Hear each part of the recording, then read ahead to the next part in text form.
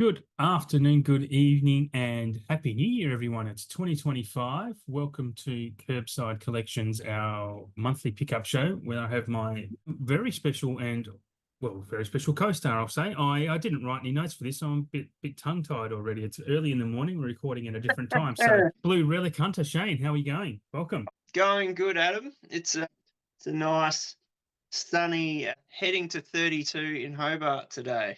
Geez, that's hot for Hobart. Well, 32 is more like 37, so it's Yeah, going to be pretty yeah. damn hot today. No, I'm well aware of Tassie heat. You got to add at least 5 or 6 degrees compared to anywhere else. So yeah, that's impressive. So nice and humid where I am today, and I'm going to hit high 20s, I think. But it's nice and cloudy, so that's nice. Go for a walk later and sweat out some of these toxins in my body. Yeah.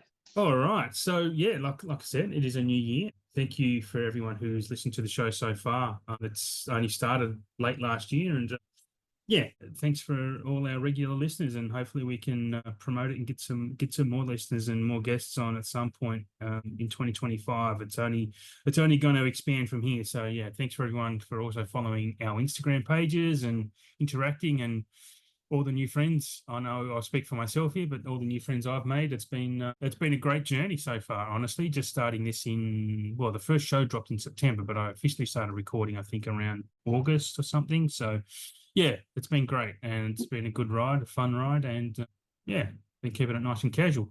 And I got to meet this fine fellow opposite me through this. And mate, I'm thinking back now, again, not preparing any notes for this because why would I do that and be smart about it? But I'm trying to think of how I got you roped in to doing this. Like, what happened there? I just kind of suggested it, right? And you're like, yeah, okay, let's do that. Let's do a regular show. Well, 'Cause, we were chatting on Instagram, mm, and initially I thought you were in Tasmania. And mm, I thought, oh yeah, that's cool. But it turned out you weren't. And then you just asked me, do I want to do this show, this podcast in yeah, September? I was like, oh yeah, yeah, I'll prepare for that. And yeah. it's just gone from there. Like, it's been awesome. Yeah, yeah, it's good fun, man, and it's a bit of extra homework for.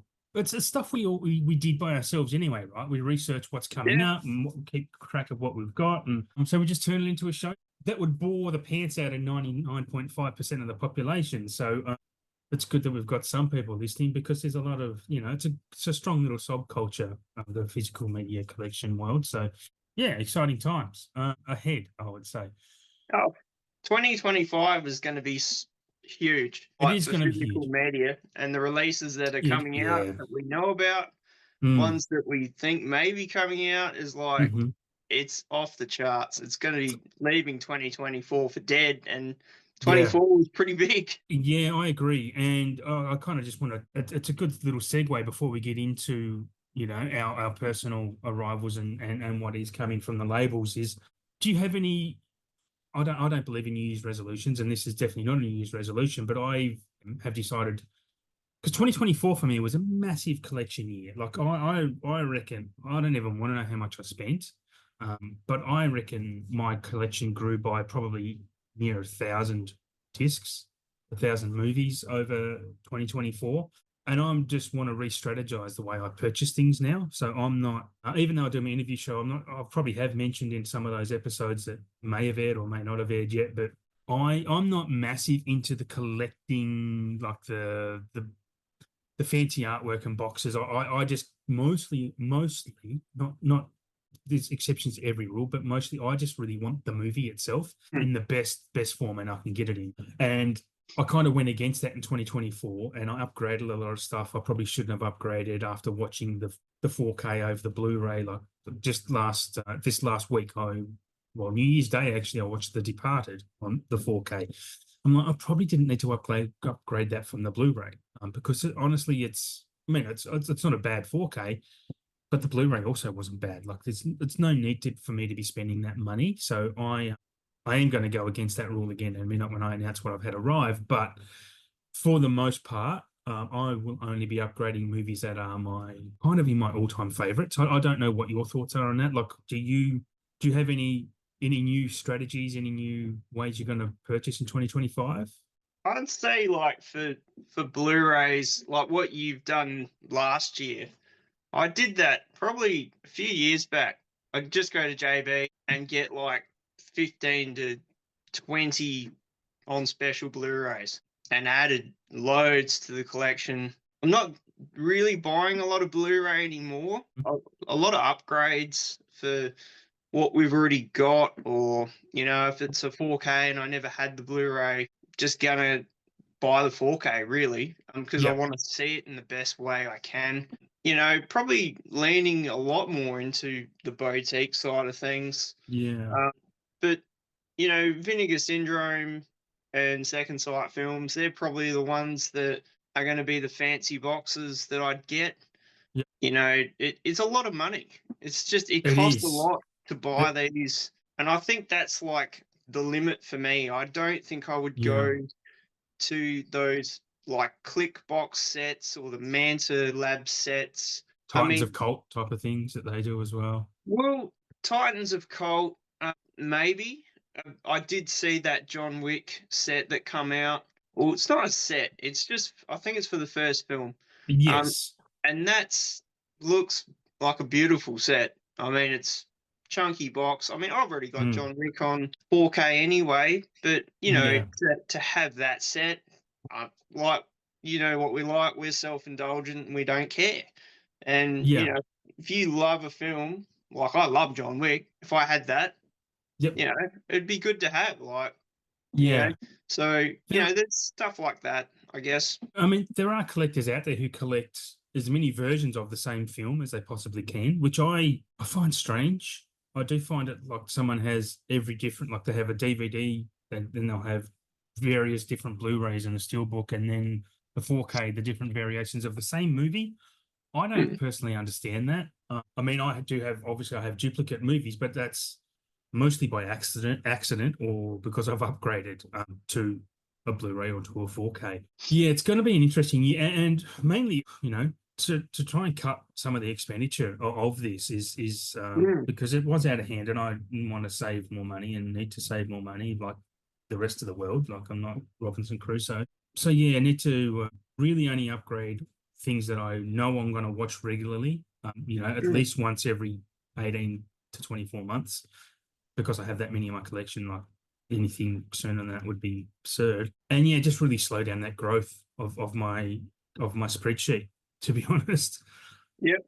Yeah, I know. I like that we're kind of opposite in the way we collect. Like you do go for those beautiful. You buy, happy to spend that extra on just a few. Where I like to get, because I go op shopping quite a bit, and I go to Mm. secondhand like the CEX stores and that quite a bit. So a lot of my collection has grown from those. So I don't pay full price for everything, because especially stuff that's out of print, like CEX and op shopping is great for those things, or even topping up some of my TV collection. So whereas I see something from Second Sight and go, that'd be great, that'd be amazing, but I don't want to pay $75 for It Mm. Follows, So I don't, yeah, and I like the fact that you collect and you have like beautiful displays of your films, like the good box art, like the way Vinegar Syndrome and again Second Sight, their artwork that they do, like it's stunning. But I don't have this. I don't have the ability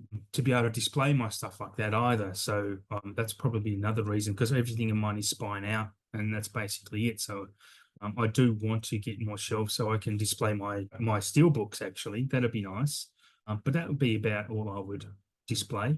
Yeah, well, Yeah. I mean, we did do a shelf upgrade, which I've never really shared on the page. Mm. Not that I don't want to, but I've just never really done it. But we still need to do another one. Um, Yeah, same. Yeah. we don't really like. We've still got space, a little bit of comfortable space at the minute, but to display like the imprint stuff that I've got, the Vinegar Syndrome stuff that I've got in the other room, that's just in Yeah. shelves stacked up on top of each other. It's not how I want it displayed. Another shelf in the lounge room will fix that.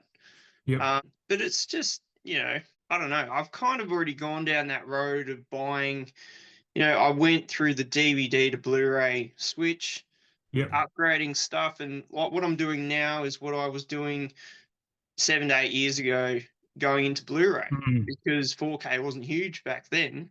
Yep. Now it's reversed. 4K is the thing.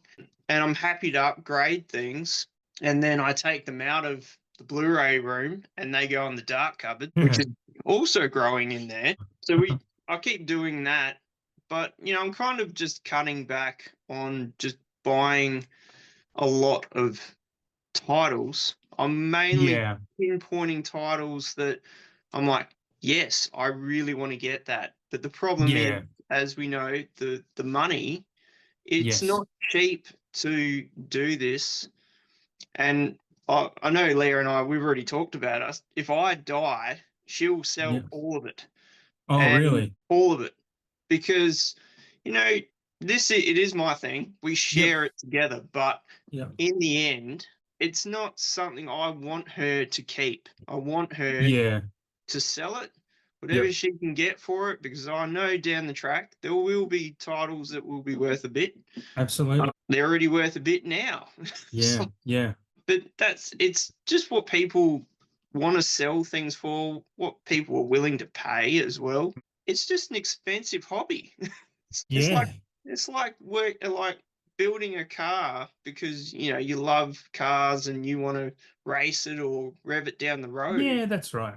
Yep. It's expensive, but what you Yeah. get out of it is what matters. If it means a lot to you, it doesn't matter what it costs. It's like it's important to you. So Yeah, no, I agree. You've got everyone's got their own vice and what they'll spend their money on frivolously, if they have it, and if you're lucky enough to have it, then yeah. And at the end of the day, more power to any. Like, yeah, again, yeah, like you said, it's what brings you joy, and if that brings you joy, then it's hard for anyone to kind of shit on what brings someone joy, right? Like for me, I like cars. I'm into motor racing, but I would never spend a fortune on doing up a car. Like a car to me is just something to get me from A to B, really. Like I don't, yep.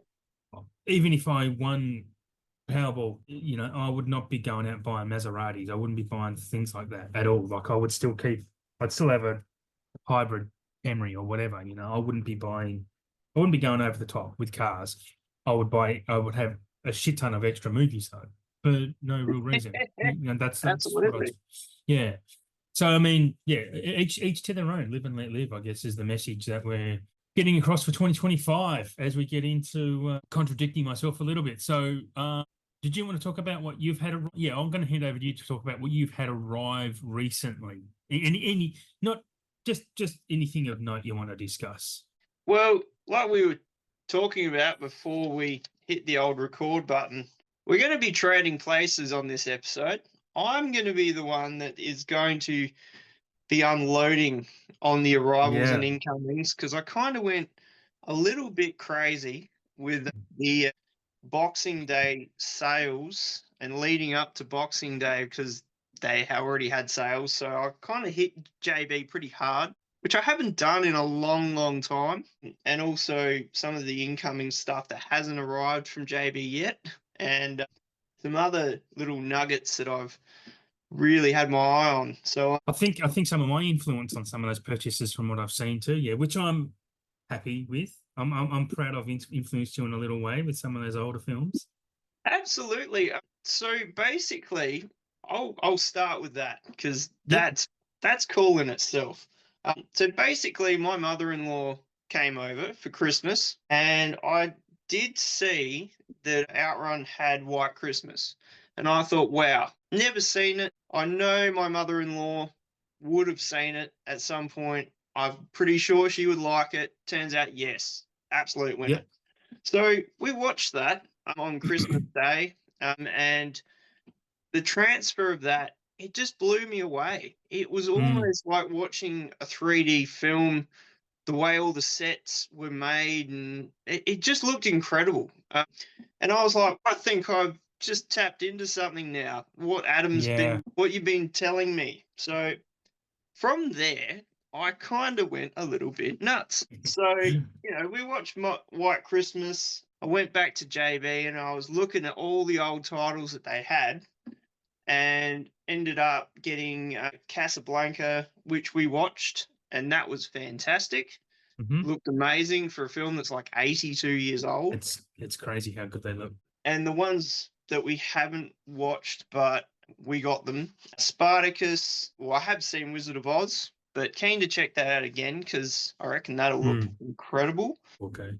That's just the regular one. It's not that big box. Yeah, Not that yeah. I didn't want the big box, but I don't know. $80. Well, Just $60, I guess it was, wasn't it? couldn't really afford to get that Mm. even in the sale. It was You just a don't lot. yeah, you don't need it. I mean, it's a nice looking steelbook, to be honest. It is a really nice, and the same with that Nightmare on Elm Street, and there was another Oh, one. for sure. Yeah, and I just thought, nah. I mean, I own them on 4K. I don't have the Nightmare on Elm Street, but that's not a film. That Nightmare on Elm Street is not something I need on steelbook, especially, or to even upgrade to 4K. Well, that's interesting that we got the exact same release as they Mm, did overseas. So mm. I pre-ordered that through Rick. As Yep, soon as he put it up, bam, I was yep, getting it. I think the only difference is because it was directly from Warner, it yeah, came in the Warner box. But right. the release we have in Australia is exactly the same from what I can see. The box is the same, deluxe Yep, fatness and all that. yep. So I So, think just the same. and not to just kind of encroaching on something we'll talk about a bit later, I guess as well. But that's kind of holds a bit of hope for the seven steelbook and box set, because as of now, there's no official word that the 7 steelbook or 4K is coming to Australia. It's Warner. It's a Warner title. How much longer after Rick announced after the steelbook for Nightmare on Elm Street? How much longer was it for the Australian copy to come? Was it 3 months or something? I reckon 4 months. Yeah, yeah. Okay, so I'm predicting we will get. I'm very confident we will get 7, but I don't think it'll be until at least April, around the Easter period. Probably before that, so they don't hit Easter sales and undercut themselves. So normally release them between sales so they don't get caught out. Well, I've seen some pictures of other followers on Instagram. Well, they're probably not following me. I'm following them, Mm. but they've already got it in the States. And Yeah, yeah. I saw someone post it. It looked like it folded out like about Oh, 6. there's a digipack. Yeah, yeah. Yeah, Which I don't want the digipack. That's and terrible. it looks like all the extra art and stuff. Yeah. Maybe there's a key ring. There's probably art card. I The had to art card. chuck There's that no. in there. I Had to. don't. No, no, that's good. I like it. But I think the art cards are actually printed on the box, on the actual pack itself, rather than come separately for you to throw Yeah. away or whatever. Frisbee across the room. You're not going to turn into like Gambit and start flinging the art Yeah, cards. could do. Could do. But I mean, some of the other ones that I got, Cool Hand Luke, never Nice. seen that. Very good. Giant, which you did tell me Oh, about. mate. I think in the last episode, Giant came up, or in a chat Yes. we were having Yep. outside of the episode. And Maltese Falcon, had to get it after seeing Casablanca, so check that out. Yeah, just Maltese Falcon. If you thought Casablanca looked good, wait till you watch Maltese Falcon. That is reference quality transfer. It is so good. So good. I've heard that from some other people. The Maltese transfer is just off the charts. It's incredible. It's mint, and it's also a spectacular. It's such a great film. It's a film, honestly, you can just watch it. You could watch it once a week and never be bored of Maltese Falcon. Honestly, it's just so good. Yeah. Any other oldies or anything else you want to talk about that you've had arrive from the Boxing Day sales? So that's all the old ones. I did look at others, but I was very hesitant to get anything shipped because my faith in the Packers who do JB stuff It's not good, is it? They are pretty it's ordinary. super low. Yeah. So I did have a lot of other stuff, but when I went to get it in the cart, it was already unavailable. So yeah, I a bit of faith restored from the orders I got yesterday. I was pretty excited. But for the other stuff that I got, I finally got June 2, which I haven't seen yet. I mean, after seeing Ooh. June 1, pretty keen to check Good. that out. For a treat. Some imprint titles, Let's Get Harry, Men of Respect. I haven't seen either of them either. Picked up Hocus Pocus, super cheap. Oh, yeah.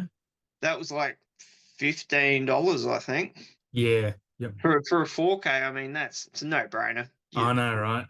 just going to grab it, and I haven't seen that since I was a kid. Purple Rain, and Nice. surprise, surprise, I've never seen it. Oh, really? I've never seen it. It's not a film that I've ever ran out to track down, but It's not.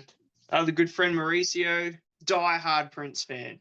Yeah, To the same. ends of the earth, he just gets whatever he can that is Prince, and he said you have to get it. The transfer is off the rails. It's Me crazy. and me and Mauricio would be very. Yeah, Prince is I'm a diehard Prince fan too. Like he's the greatest artist that's ever lived of any genre of art. I think. He's no one will ever be as no one was ever as good before him, and no one will ever be as good since him. I don't think. So I've not actually watched my 4K of Purple Rain, but I will say, going into the movie, don't expect a brilliant movie. Just expect a brilliant soundtrack. Honestly, Yep, like the movie's fine, but it's just all about the soundtrack. Spectacular stuff. for sure. Yeah, Um, Wayno's also a Prince nut as well. I have seen that. There's quite a few hardcore Prince goers out there.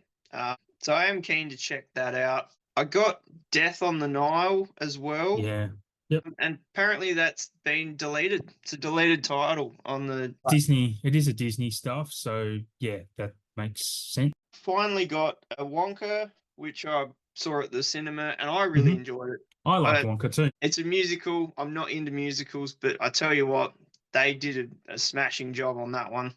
I used to always think I wasn't into musicals as well, mate. But since La La Land, and La La Land's in my top 4 of all time. Yep.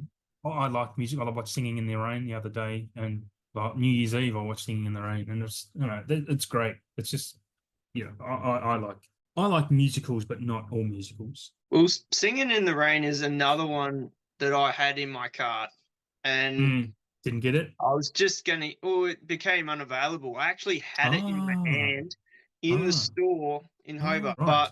but I had a heap of other ones, and I just couldn't afford to get everything. But No. so I didn't end up getting that. You already mentioned The Departed, and you told me the other night you thought, I don't know, it's a bit same, but I had already bought it. So Yep. Yes. we've had a copy of that, I reckon, about 7-8 years now. Still in the wrapper. I've never watched it. Not to say that I don't like it. So you have haven't watched seen The it. Departed? I have seen it. I saw it at the cinema when it came out, and it's just mind-blowing film. Spectacular. So it'll be good to check that out again. Picked up Sonic 1 and 2, King Kong, Skull Island, King Kong. Which King Kong was it that you got? Was it the Peter Jackson one from 2000? Yeah. Yeah, I haven't seen that since it was at the cinema, so yeah, a while. Got 3 billboards, which we watched, and just mind-blowing film. And we watched Meg 2 last night, which, I don't know, take it as you will, those films. I mean, I just find them really fun, entertaining. Ready Player One, which was mind-blowing. Pandora, which I managed to get one of those the lenticular one box sets for like 20 bucks a couple weeks back. Wow. So that's what I've got in for that stuff. Other incoming ones, True Detective Season 4, purely just because it has Jodie Foster in it. And Night Country, I reckon it will be unbelievably good. It's supposed to be good. Well, we I've just heard good finished things. Season 2, and that was brutal. I've heard Season 2 is pretty shit. It's more of an urban True Detective, because the first one with Woody and Matt was, I don't know, just had an organic, bit more of the detective side of it. Like they're trying to solve an actual murder and stuff. This was more of, I don't know, just a bit more gangster, a bit more of that side of it. Okay. So yeah, I mean we've had that for ages. We've had Season 3 for ages as well. So we'll be checking 3 and 4 out soon. The City of Lost Children, which I've never seen. Yeah, I've got that. I haven't seen it yet. Peeping Tom, got that. Have you seen that before? Never. Great Never movie. Great movie. It's pretty intense. It is, yeah. So yeah, got that. American Sniper, which I haven't seen in a bloody long time, but incredible film. I've never seen that. Oh, dude, it's good. Well worth picking up.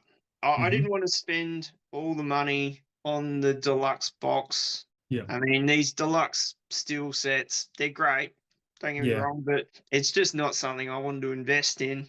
And the next two, very, very excited, and they ship today. The Stir of Echoes Steelbook. Yes. I've seen Yeah. pics online of other followers from the States that have got it, and I'm just like, fuck, I need to get that somehow.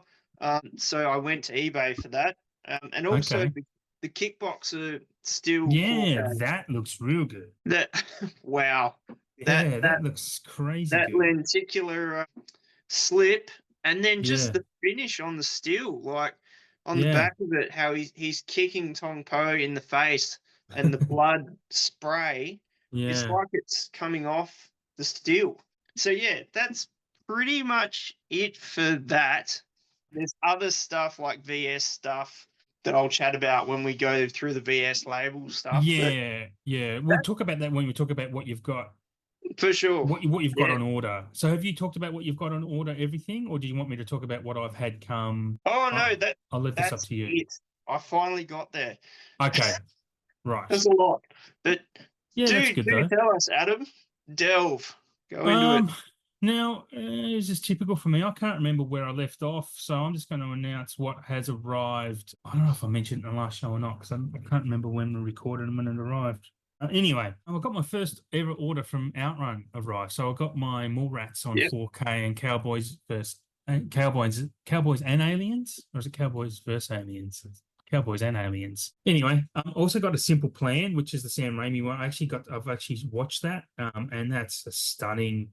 It's a fucking great movie that no one seems to know about, and it's a beautiful 4K. Highly recommend A Simple Plan for every reason. You can get that. This is the Arrow version. If you can get it, get it. Also got the Hush, the Mike Flanagan film, the Scream Factory release, because I love that movie. I only watched it recently, and then it quickly got announced that it was getting a 4K because it wasn't available on any type of format before ever. And I was like, yeah, I love this film and I love Mike Flanagan, so I'm grabbing that.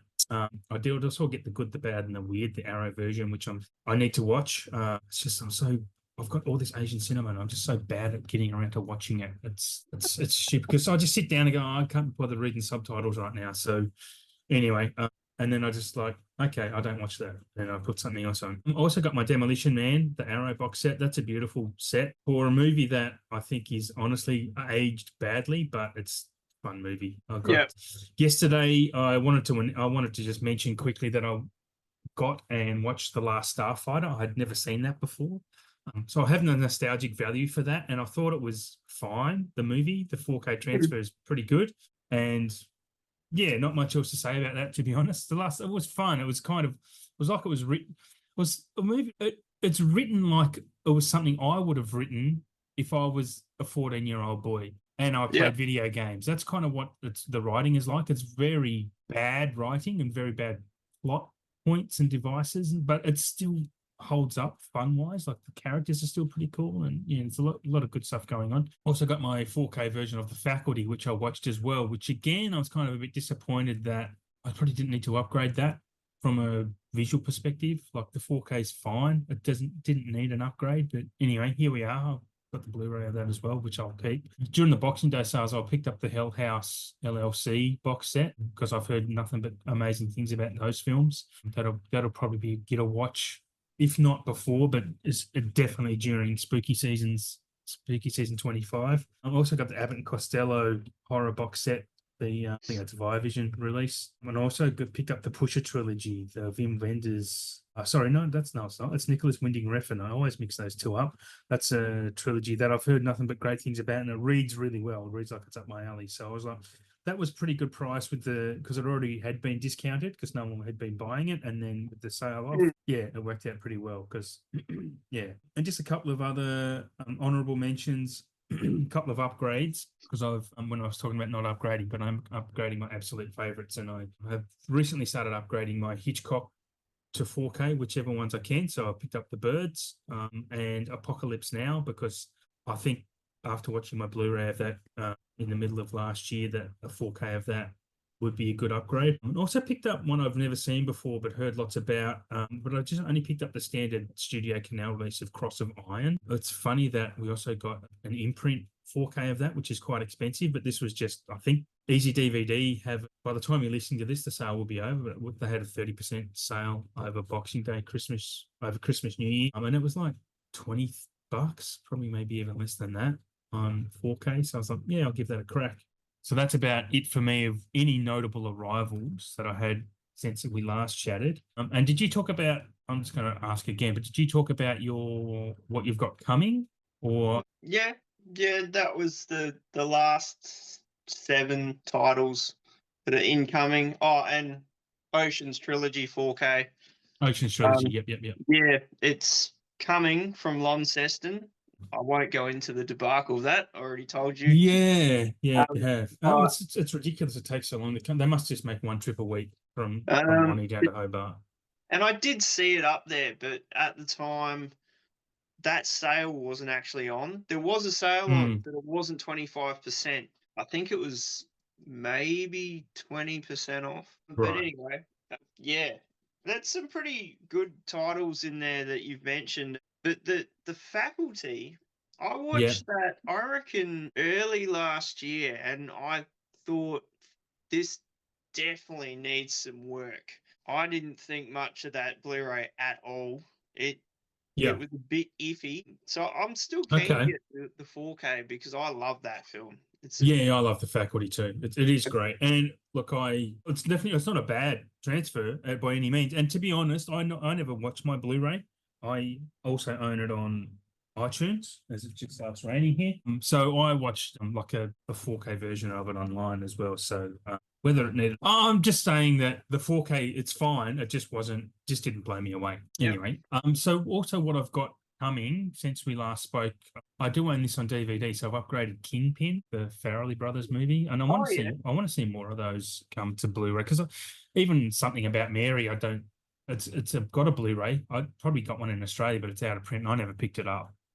But I'd like to see some of those 90s Farrelly Brothers movies. So Kingpin is probably my favorite of theirs. I think that movie's freaking hilarious. So, yep, happy to get a Blu-ray. I've also pre-ordered the Lars and the Real Girl, the slipcase edition. Strangely enough, Easy DVD have the slipcase edition for the exact same price as the standard Blu-ray. So why wouldn't you get the standard? Where JB Hi-Fi add $3 or $4 on top, I think, if you want the slipcover. Have absolutely and have advertised this as much as I can. Easy DVD have Amadeus ready for pre-order. It's only $24.97 for the 4K of Amadeus, which is a movie.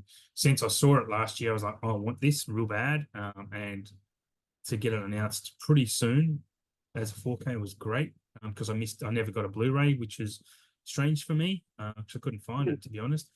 And also, I have pre-ordered Saturday Night, which is the movie that came out last year about the first ever episode of Saturday Night Live.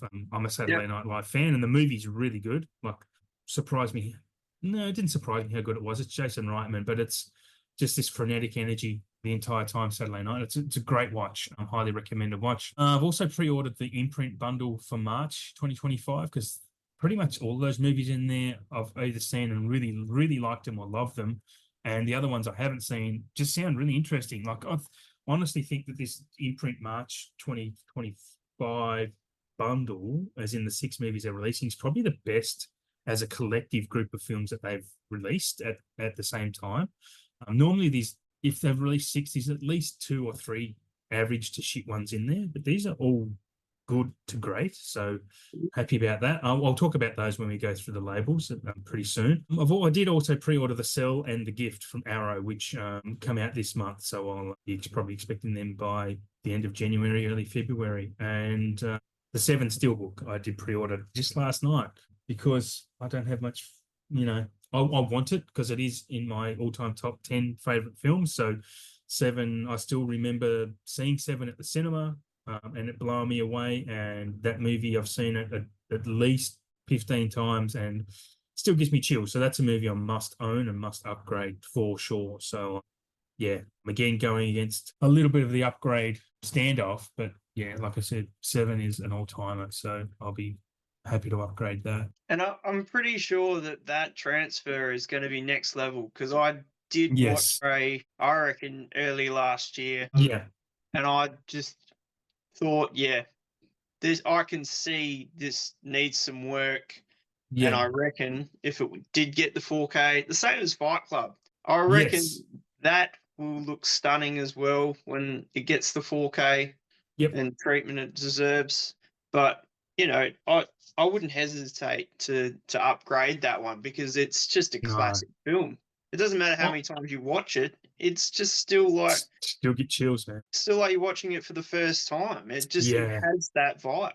Yeah. I mean, it's even the opening and closing credits of that movie are worth sitting down for. Like, honestly, like it's from go to woe, that film is impeccable. And knowing, I think I've spoken about it on this show before. I've certainly spoken about it before somewhere, but David Fincher has this issue with his eye for detail. So having him actually oversee the transfer and getting to fix the issues that he wanted to have fixed but couldn't before, this is going to be, I have a lot of faith that this is going to be a spectacular looking film.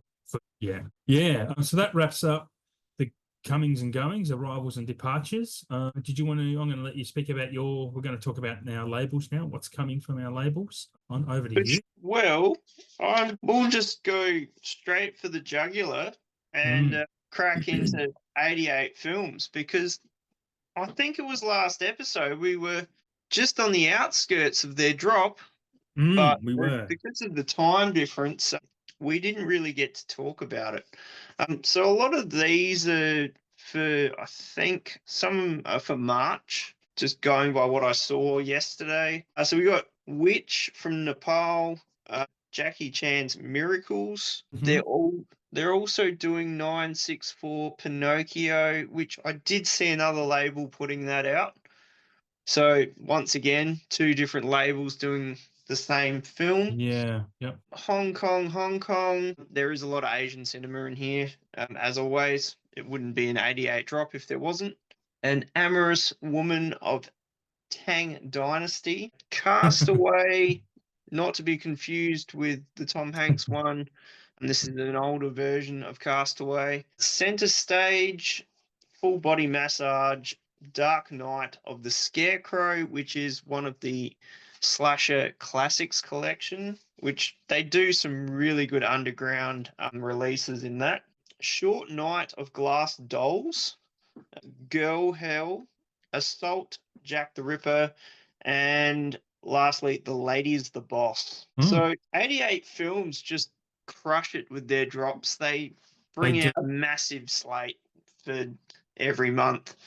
So sort of like Umbrella, I Mm. saw they put up a post how they put out more releases last year than any other label on the planet.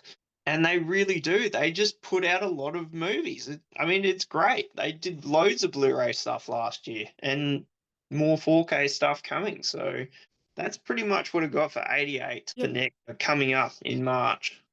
It's no surprise that I've not heard of pretty much any of those. But I am Yeah. interested in anything Jackie Chan. I do like my Jackie Chan. I got to watch Project A Part 1 over my Christmas holidays, which end 2 days. Don't start me crying. And I need to watch Part 2 as soon as I can. And that'll be next on my list. But I love Jackie Chan. That guy's just a hero, honestly. Anyway, over to me and Arrow. I'm not sure if, mate. I'm pretty sure these went, and we didn't talk about these in our December edition, but I'm going to talk about them again anyway. But Arrow announced Dress to Kill, which also I have the Kino Lorber release of Dress to Kill, so I'm not going to bother picking up the Arrow one. Another one I'm not going to bother picking up because I just recently got a Deep Blue Sea, and I'm sticking to my guns. I'm not upgrading stuff I'm not going to watch very often. Is Deep Blue Sea as mad and as that's a fun ass movie. It's funny in places it shouldn't be funny. It's a very memorable film, but it's not worth an upgrade for me. I'm sure it'll be very popular though. Are you going to grab that? Oh, absolutely. Yeah. That one, I've got a real soft spot for that one. Like I saw that at Mm, the cinema. I'm pretty sure I think I did. the 4K upgrade will be worth it. Yeah. The Blu-ray, With Arrow doing it. it's not great, Okay. and especially for the effects they were doing back then, which were next level. They're Yeah. not next level now. No. So that's a bit sketchy going into it Yeah. because some of these 4K effects, when they go back over them, and It juice them could up, ruin it. Yeah. it could make it look terrible. So I may not get rid of that Blu-ray yet, Yes. but I still want to Into, get it. I reckon it's a fat box. yeah. I like the fat box Arrow releases, so I'm definitely keen to get that. But yeah, what else Okay. have you got on the Arrow? Yeah, and I also have Texas Chainsaw Massacre 2, which I still think is one of the best horror sequels of all time. That movie's just batshit crazy. I won't be Really? upgrading it though. I do have a Blu-ray, so again, can see why it's popular. I think it's been released on 4K somewhere else as well. I'm pretty sure I've seen it. Vinegar did it. Vinegar did it, did it? Okay. Because I only Cool. watched it a couple months ago. I'd never seen it before, and I was just blown away. I was like, It's "This is batshit. just so fucking good." I It's know, it's batshit. That's great. Yeah. And it's Toby Hooper going, I don't want to direct this, but I'm going to make you pay for it. I love those type of sequels. And we've also got Cruising, Al Pacino movie, which I don't think I've ever seen Cruising, but that could be a get at some point. I'm not going to hurry to get that though. Hopefully it doesn't sell a mint and then by Black Friday this year, it might be cheaper. I'm not going to rush to that. One that does interest me though is a 70s Giallo film from Lucio Fulci, Don't Torture a Duckling, which sounds weird, but it's really highly rated on IMDb. And I've been collecting quite a bit of Giallo lately, and I do plan to do a tear on that Giallo stuff at some point this year. Don't know when, but probably after award season, and I catch up on all the award season movies, which plan to do a bit this month as well. So that's all I've got for Arrow. For me personally, it was worth noting. I haven't noted anything else. Any comments, thoughts, comments? I've never seen Cruising either, but that's another set that I think will be in a fat box. Yeah. So I probably would get it. I mean, Al Pacino, his early stuff is like Dog Day Afternoon. I really hope that gets a 4K one day because it's a pretty good film. Yes. I've never heard of the Duckling film either. So there's films like that just come out and you've never heard of them. It's like, where do they dig these films out? It's like, Giallo's been a very good money spinner for them, I think, because they've introduced a lot of people to Giallo. So I think that's where it's coming from, is that they go, okay, we're just going to keep finding these things. well, Yeah. the Giallo films, not just for them. I mean, there's a lot of other labels that keep putting them out. I know, Vinegar has all their, I think it's called Forgotten Giallo. Yes. And they're like volume 5. Yep. There might be a volume 6 by now, but those films they're big to a lot of people. They I've are. never really seen many of them. I don't know if I own any Giallo films, but yeah, it's not to say I wouldn't enjoy them. It's just I've never been into them. So I've seen a lot. I've seen I think one proper Giallo, and I can't remember. It's got Sam Neill in it. What the hell was that? Oh, is that Possessor? One of those. Possession. Yeah. So that's a Giallo film, is it? That's a Giallo, yeah. Yeah. Okay. Yeah. So basically it's kind of a loose term, but I mean Giallo is yellow in Italian, but there's a history behind it which I've read a little bit about. I'm certainly no expert on it, but it's basically like crime whodunits, basically where it's generally a woman gets killed and then it's kind of like a mystery thriller type. It's a very broad type of, it encompasses quite a few things. Yeah. So but it's effectively if it's Italian style crime, mystery thriller, murder stuff, a bit gory as well. It has to be kind of be included in there. There are like Brian De Palma was influenced a lot by Giallo. Like Dress to Kill is a Giallo. So is Body Double. They're Giallo films, but American Giallo. Yeah. So if you like those type of films where they're kind of schlocky and whatnot, then yeah, Giallo's probably up your alley, especially if some of the better ones. Argento was kind of the godfather of that genre. Yep. But there's a few others in there, obviously, as well, like Fulci and whatnot. Yeah. No. If you want to get expert advice on what, listen to Eli Roth. That guy knows so much. But it's very impressive. They did a whole on Quentin Tarantino's podcast. They did a whole episode on Giallo with their guest star in the season 1 video archives. If anyone listening to this wants to track that down and get a hint of what Giallo is, then that's a great episode to listen to. Yeah. I have heard of that, but I haven't I haven't listened to any of it. They've fucked up with season 2, in my opinion, because they normally watch 3 movies and then talk about them, and it was always a great conversation. But now they cut it off after the first movie, and the rest you have to pay for through Patreon. And I'm like, fuck that. Like, it's like Tarantino needs the money. They're already getting paid from there. I mean, it's not Tarantino getting that money. They're just recouping the money from whatever the network is that they're part of. Yeah. Yeah. But anyway, Yeah. what's your next label? So I didn't talk about 101 last episode because honestly, there just wasn't anything to chat about. And even now, still not a lot, but the ones that I did see on, because they've got their different like labels in the label. So the ones I'm looking at are the 101 Black Label releases. Oh, yeah. Mansion of the Doomed, Fear City, and they were the only 2 like new pre-orders that are out. What is it? The Stone Tapes. I did talk about that. That's actually sold out on their website. Oh, wow. And I'm gonna struggle to say this again, and I want you to correct me anyway, because that would be great. The On Sandies. On Sunday, yeah. Yep, which I still haven't watched it. You can say Incendies, it's fine. But that's also now sold out on their website, the box. Ooh. But there's a pre-order for the standard edition 4K. Yep. That's about it. I mean, they do have, if you're really into the 101 stuff, they do have some specials on at the minute, which might not be on when you hear this, like you were talking about before with Easy Dead. But anyway, mention it anyway. But yeah, they had like, films for like $14, $16. So really if that's conversion to Australian, they might be like $25. So yeah, some cheap stuff on there nonetheless. But yeah, that's all I could really see for 101 at the minute. They don't really put out a lot of releases, but the stuff they do put out is pretty solid stuff.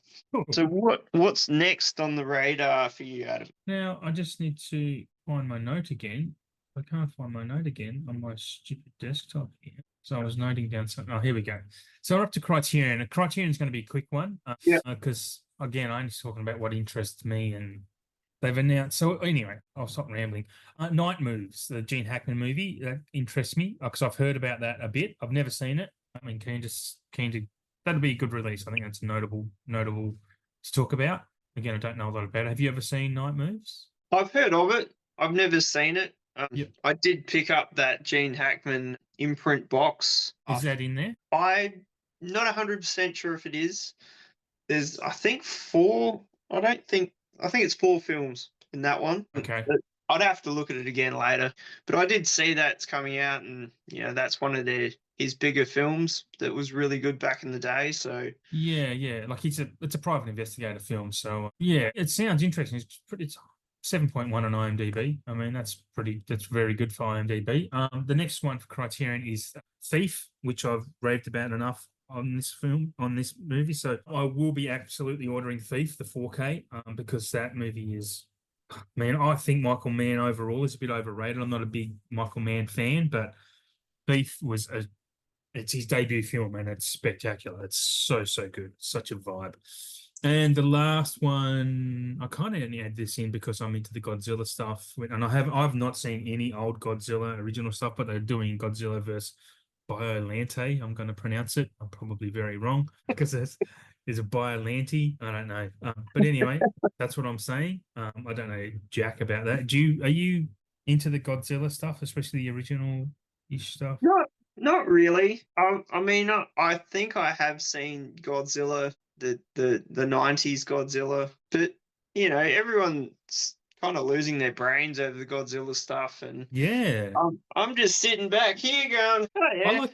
I like the modern Godzilla, like the Legendary series. I love those films, and laugh at me all you want, but I think they're fun as shit, and that's what you go to the movies for sometimes, is have some fun. And these modern ones, the Godzilla, Kong, and that's watching big creatures beat the shit out of each other, and with a bit of human stuff thrown in, which is not always great, but they're fun movies. Like, they just switch your brain off and tune out. So yeah, and also the series on Apple TV, Monarch: Legacy of Monsters, which ties into that modern series, is great.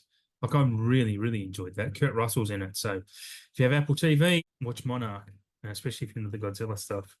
Yeah, Yeah, that's one of the streaming platforms we don't have. I know, it's like a must. my dad's got it, Yep, and he says there's great stuff on there, and there's it's some pretty good stuff that I have seen go on there, oh but just never got yeah. it.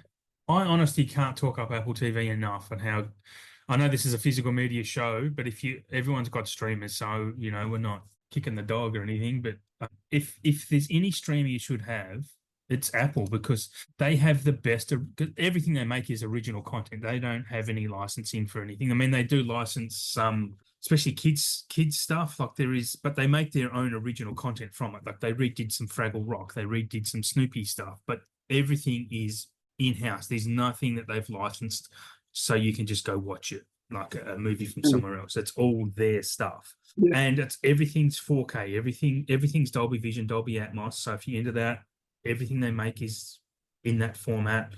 So everything looks pristine. It's beautiful. Like, the production value is a great science fiction. If you're into science fiction, Silo, really good. Foundation, spectacular. The best science fiction show I've ever seen. Like, it's just, I could talk about Apple TV for ages. If they not, this is obviously not sponsored, but I could talk about, yeah, just could go on for ages about it. Shrinking is the show they've got 2 seasons of. It's just the last 2 years has come out. Shrink, with Harrison Ford. Some of Harrison Ford's best performances of his life in this show. Very funny. Like, it's just one of those heartwarming. I don't know. It's just a great show and a great streamer. I have ranted long enough. It is early morning, and I need to hand over to you. Look, I tried to sell you on Amazon, and now I'm trying to sell you on Apple TV. These people need to You start are in paying the me for bigging them you're in the up. wrong business. I am. I'm not a salesman's asshole, to be honest, as you could probably tell by me just trailing off at the end there. But yeah, they Well, you never know. I mean, your job career could be changing. look, as long as I have to do less for more, then I'm happy. That's what everyone wants, right? If it pays for the physical media, I reckon it's a good thing. Yeah, that would be good. Um, Up to you. No, your next one. Next one, another small one, Cape Light. Mm. They're doing a Fargo 2-disc 4K media book. So I know, Mm. I think, was it Shout did Fargo on 4K last year. Which I'm waiting for the price to reduce for that. I'll be honest, I don't think I've ever seen Fargo. Oh, I would upgrade Fargo. Fargo's an all-timer. It's glorious. Because that has Frances Yeah, McDormand. Yeah. I mean, After you need seeing to. her in 3 billboards, wow, she's just incredible.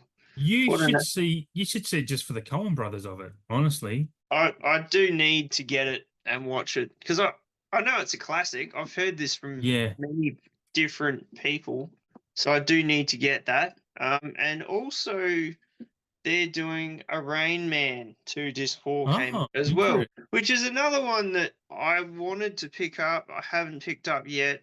I do have it on Blu-ray, but I have heard this new 4K is quite good. But yeah, they're the only 2 new pre-orders that they had up on the site. Good ones though. Interesting. Oh, I don't think I'd bother upgrading Rain Man. I love that movie, but don't think it needs a 4K specifically. Fargo, because of the scenery and that, would be glorious in 4K. So my next label then is a big one, and there's going to be stuff I've missed and stuff that's been semi-announced but not official. As always with Kino Lorber, they leak a lot, but they don't put on their site. So I'm only going to talk about stuff they put on their site, as I say every time. yeah. So I think I spoke about this last time. Correct me if I'm wrong, but April Fool's Day, because that comes out actually this month. It comes out in a few weeks. And that's something that looks interesting to me, April Fool's Day. The next one I think I also spoke about was Reindeer Games. Yeah. And the next one is Black Sheep, which is because Tommy Boy's getting a 4K from, I can't remember what label, but Kino are doing Black Sheep, the other movie, the lesser movie of the Chris Farley, David Spade ones. Paul, which Paul is the Seth Rogen, Simon Pegg, Nick Frost reuniting the Alien film, which is kind of underappreciated in its time, Paul, but Paul's pretty good. Like, it's pretty funny. Not sure if I want a 4K of that though. Feel free to interject any time with your comments with any thoughts on these. I know you were big on I Paul. really like Paul. Paul's a great movie. Yeah, Paul is good. I do have that on Blu-ray. I think we were chatting about this, Yeah. about they probably won't have the extended cut on 4K, just Mm, the regular cut, which is a bit of a shit that they do that. Not many mm, 4K releases with the both editions of a film will, yeah. the extended one just doesn't get the 4K. One I think off the top of my head is The Town. Oh, right. The extended cut of that is only on the Blu-ray, not the 4K.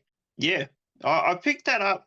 Oh, it was a while ago because that's been out of print, the Australian one, for ages. I mean, I got that off eBay, but Huh. that's a great film. I reckon the extended cut is the one you would want to see. I mean, it's just Yeah. unreal. But yeah, Kino, like, if I was to add anything to that, I honestly couldn't think of anything because they keep pumping them out, and it's just gold. They do, don't they? Uh, They're, I don't think there's any releases they've put out even recently that I'm like, what the fuck is with that? Why would they put that yeah, out? It's just yeah, like, yeah, yes, they're yeah. bringing that out. Woohoo!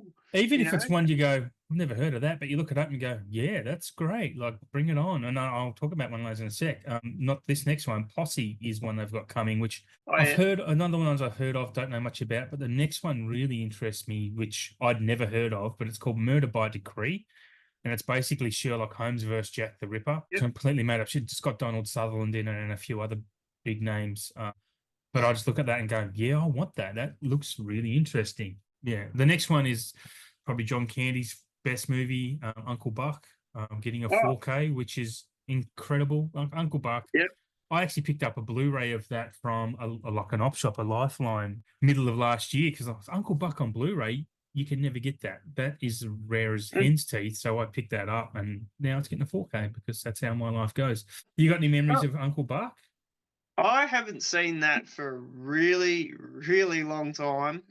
And Kino were talking about putting that out a long, long time ago, as they do. Yeah. They'll say, "Oh yeah, we're going to do this movie," and a year later, "Oh, yeah, we're still putting it out. It's coming." Yes, It, that's why I don't, when they're announced by like Dawn of the Discs or whatever. That's why I don't talk about them in the show until I can see them on their website. So Mm. it's not, yeah, it's not worth the, not that it's not worth the effort. It's just not worth talking about it until it's concrete, I would say. What's next in the list there? If I just get my mouse right. Graveyard Shift, Stephen King one. I'm very keen for that. I love my Stephen Yep. King. Even his bad stuff is good to have. Late last year, which I never picked them up, and I've not seen them in store. Again, not that I've looked for them, but they released on DVD like The Langoliers again, and which is a terrible, terrible movie. But I remember reading the short story because I like Stephen King's short stories, kind of more than his novels, most of his novels. But Graveyard Shift, yeah, I love that type of work. When not Creep Show, that type of work of Stephen King's, I'm down for it. Long story short, we might have spoken about this, but it's official now. Is Hot Pursuit, which is the John Cusack film, right? Yep. It's getting a Blu-ray. Didn't we? I'm definitely keen for that because that's only really been on VHS and maybe Yeah. if you're lucky DVD. Yep. So I'm super excited about that because I haven't seen that in ages. And I think the last time I did watch it, I downloaded it off the net when Oh, I yeah. used to download shit. So Yeah. that's a great film. His Mm. 80s work is just they're just fun films to watch. Yeah, absolutely. The next one is Body Parts, the 1991 film. Oh Looks yeah, interesting. Yeah, I don't know if I've seen that. I may have, but it was like early 90s, so I don't know. I can't remember back that far. But yeah, it sounds interesting. Good it enough is to mention. it's a it's a fun film to watch. Like if you don't take it too seriously and you just take Hmm. it for what it is. I picked up the imprint version of that. This was a couple of years ago now. Right. So they've already re-dished that back out because the slipcover version sold out, and then they just do it with the regular cover. But yeah, it's a good old school Jeff Fay film. Yeah. Jeff Bay doesn't get enough love, I don't think. And he's done a massive body of work like back in the 80s and Mm. 90s. You don't really hear it too much about him anymore, but he's still out there working. Like, Yeah. but his older stuff is pretty good. Okay. Yeah, and he's got one of those very familiar faces. I know I've seen him in lots of stuff. The next one it interests me, probably interests me more than it will interest you. But it's called Arabesque. It's a 1966 film, and the reason it interests me is because Stanley Donen is the director. So he directed Charade and Singing in the Rain, Funny Face, like he's one of those big name classic directors. It also stars Gregory Peck and Sophia Loren. So, and it's about international intrigue in London. Yeah, it sounds interesting. It's one I'd be keen to pick up, but it is only on a Blu-ray, which means it's going to be region locked. So Yes, all the Kino Blu-rays are Region yeah, A, unfortunately. I don't think I've seen any of their releases on the Blu-ray that are ABC. yeah, no, and they won't be because even on their website they don't ship internationally, only ship to North America because of licensing. They just can't do it. So that's why you've got to parallel import these things. Sadly, if I mean I have a region-free player, so if Rick happens to get it in, if someone happens to parallel import it, it'd probably be something I'd pick up, to be honest. But it's unlikely. I don't imagine seeing that. That might be on Amazon cheap and come Prime Day. Who knows? The next one is one I think we had discussed speculatively wise was Daylight, the 90s Sylvester Stallone film, which I'm keen actually, because I remember Yeah. watching that and going, this was all right. But that was when I was, in my mid-teens and not as educated as I am now. It's probably a good bad film like Demolition Man, but I reckon I'll grab that. That sounds like a good pickup. And the next one is one that I remember really liking. I think I was working at the video store when I watched this. John Travolta, The General's Daughter, Yeah. Katie Holmes. Yeah, that's a big release. I think that's a great title because, again, a lot of these. This is why I love Kino, and because they cater to people like me and you who kind of grew up and fell in love with films more in the 90s. I would Hmm. say, like we were a bit older in the 90s.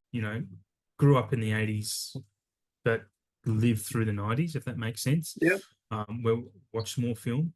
Yeah, and The General's Daughter that's what Kino do best. And I guess the list of those films I've just read out, most of them are 90s films in, early or late. So yeah, I love Kino for that. Fingers crossed we can get some of their releases in Australia at some point. Any thoughts, or do you want to launch into your next one? I'm definitely keen for Daylight. I love that movie. Mm. I've got that on Blu-ray Oh yeah. a shock release, which I got many years ago now, and I saw that at the cinema with my dad. We Yeah, won cool. tickets to go see it, and it was great at the cinema because it's like a big set piece film. Yeah, yeah. Um, so I reckon that will look good in 4K. I haven't seen The General's Daughter in a bloody long time. Probably not since it was out on VHS. I definitely picked that up. I like John Travolta. His Yeah. films are great. He's done hit and miss films, but 9 times out of 10, pretty consistent. 90s John Travolta was peak John Travolta. Well, not peak John Travolta, but 90s John Travolta was great. Like he did make good choices. He had good management. For Some sure. IMDb is just not working. I Why? mean, since he did Pulp Fiction, it sort of really put him back out there. The films that he did, like Yeah. Face Off, Broken Arrow. I mean, Mm. that's a guilty pleasure watch. Yeah, yeah. It's nothing groundbreaking, but it's just a good action movie. Yeah. He did a lot of stuff like that. So, you know, definitely good to see. But yeah, the next one I've got, which once again was out of the time zone for us to talk about, was Eureka. A lot of weird and wonderful stuff that probably haven't heard of. Sort of like 88. They just find these films and just Yeah. put them back out into society. Whether they should, who knows? But Yeah, yeah, that's right. Whether that's it. Legend of the Eight Samurai is one circ in Germany, 1934 to 1935. Don't know anything about that. Dr. Vampire, The Daredevils, and Odetto Gallantry, Shaolin Boxers, and Marboos Lives box set, which is the Yeah. film of Fritz Lang, which are super old. Yes. But You probably get them on YouTube, to be honest. But yeah. they still rate high on the IMDb. Like I had Mm. a brief look, and a lot of them are in the sevens. So yeah, that's pretty much all I could see that was new from Eureka from the previous episode that we were talking about those new ones they were Yep. putting out. Yeah, they're like sort of like 88. They really put out some obscure stuff that you've just never heard of. Yeah. But Yeah. if you have heard of them, well, you're going to be frothing at the gills for it. Absolutely. Yeah, I agree. And it's great that someone's putting that stuff out there in the world because it's introducing people to new things. And my next label is a great example of that is Umbrella, especially with their Asian That cinema that they introduced. Like I've got a short list for Umbrella this time around. This is the April releases. Is Daybreakers. Which is an Australian film that everyone seems. I've never seen Daybreakers. Everyone seems to be shitting themselves about that, dropping nuggets, as we say here. But that's getting a 4K release in Australia. So There's a mass of nugget dropping on Daybreakers. yeah, I yeah, mean, I've seen it a long time ago. I remember enjoying it. Yeah, am I dropping nuggets over it? No. yeah, I'll probably pick it up purely just because it's a 4K from Umbrella, and I reckon that's amazing that they're really getting into that now, and it's not just a Blu-ray brick box with art yeah. cards and Oh, there are um, art cards if you pay for the a, big one. a lack of keyrings. So yeah, I mean it is pretty good. I mean that was a big title that they were putting out. Yeah, People were talking about it before they dropped that and going, "Oh, I hope it's Daybreakers," and blah blah blah. And sure enough, yeah. it was. Some people guess very well with those things. I notice it a lot. Like, yeah. Anyway, I think there might be people on the inside who already know, though. To be honest, just get some buzz created. And the next one from them is Control, which I'd never heard. I don't think I've heard of this movie before. Great film. Is it? I, yeah, it's an absolute brutal film. Okay. Obviously, because it's to do with a true Ah, story. So, yeah. Joy Division. Right. so yeah, you have to see it. It's great. Um, Okay. If you could track it down to watch it first, if you didn't want to buy it, Yep. and see what you think, but I reckon you'll like it. Odds It's are they'll put it on Broly at some point. They do that with a lot of their releases. They put them on mm, Broly. Okay. Interesting. Yeah, I didn't know anything about it, but it looked interesting. There was also got Black Death, which does look interesting. Honestly, they actually looking at the box here now on their website. I don't know if that's an art. There's some artwork in there that's very reminiscent of like 88 films type of artwork. I don't know if it's an art card or not, but it's something, and it oh, looks it it looks it'd be an stunning. art for sure. It's a 48-page book in this collection. So yeah, so it's the same guy who directed Creep, Triangle, and Severance, which is now they've got another one of his called Black Death. And I think I've only seen Triangle out of those, and Triangle was pretty cool. I quite like Triangle. Surprised me. Severance is good. Yeah. I hired that a long time ago now. Yeah, just a really fun, stupid film, highly violent. It's worth checking out for Okay. sure. Yeah. Anyway, Black Death looks cool. It's obviously about the plague or something kind. I didn't have time to read it. There's another one called Grafted, which I don't know much about. No, I hadn't This heard of that is either. Yeah, it's a Chinese scholarship student. Wei travels in New Zealand, so sounds like it's a New Zealand film. Yeah, that doesn't star anyone I know, but it does sound interesting, to be honest. And one last one I'll mention is You Should Have Been Here Yesterday, which is another Blu-ray edition with some lovely art cards. It does have posters, 48-page book. Did anyone read those 48-page book? Hit me up in the comments if you do, because I mean, I have some of those, and I opened one up yesterday that had a 48-page book. What movie did I watch yesterday? Anyway, it's this Last Starfighter, and no, I didn't read it. I flicked through it, but anyway, this is a surfing movie, so if you're into surfing, get that I, up here. I will probably get that because I like surfing Mm, movies. I've got a couple, and even like that surfing doco that I got from Vinegar, I think Hangs Upon Nothing, yeah. which is super cool. There's that much visual stuff to take in, but the soundtrack with it is just great. You could just kick back and listen to that for Yeah. Okay. 80 minutes. Yep. But yeah, I reckon I would get that surfing one because it'd be pretty good. Okay. Well, that's all I've got for umbrella. What's your next one? Well, I've saved the best for last. You've probably guessed what it is, but the vinegar syndrome. Let's So do it. vinegar right now is in subscriber week, which they do at the start of every year from 12:01 a.m. January 1st. Our time is January 2nd at 4 in the morning. So basically, I've driven Leah crazy for the past 3 days and will continue to drive her nuts, getting up at 3:55 to check out the daily deals with heavily discounted titles, like older titles that they've got Mm.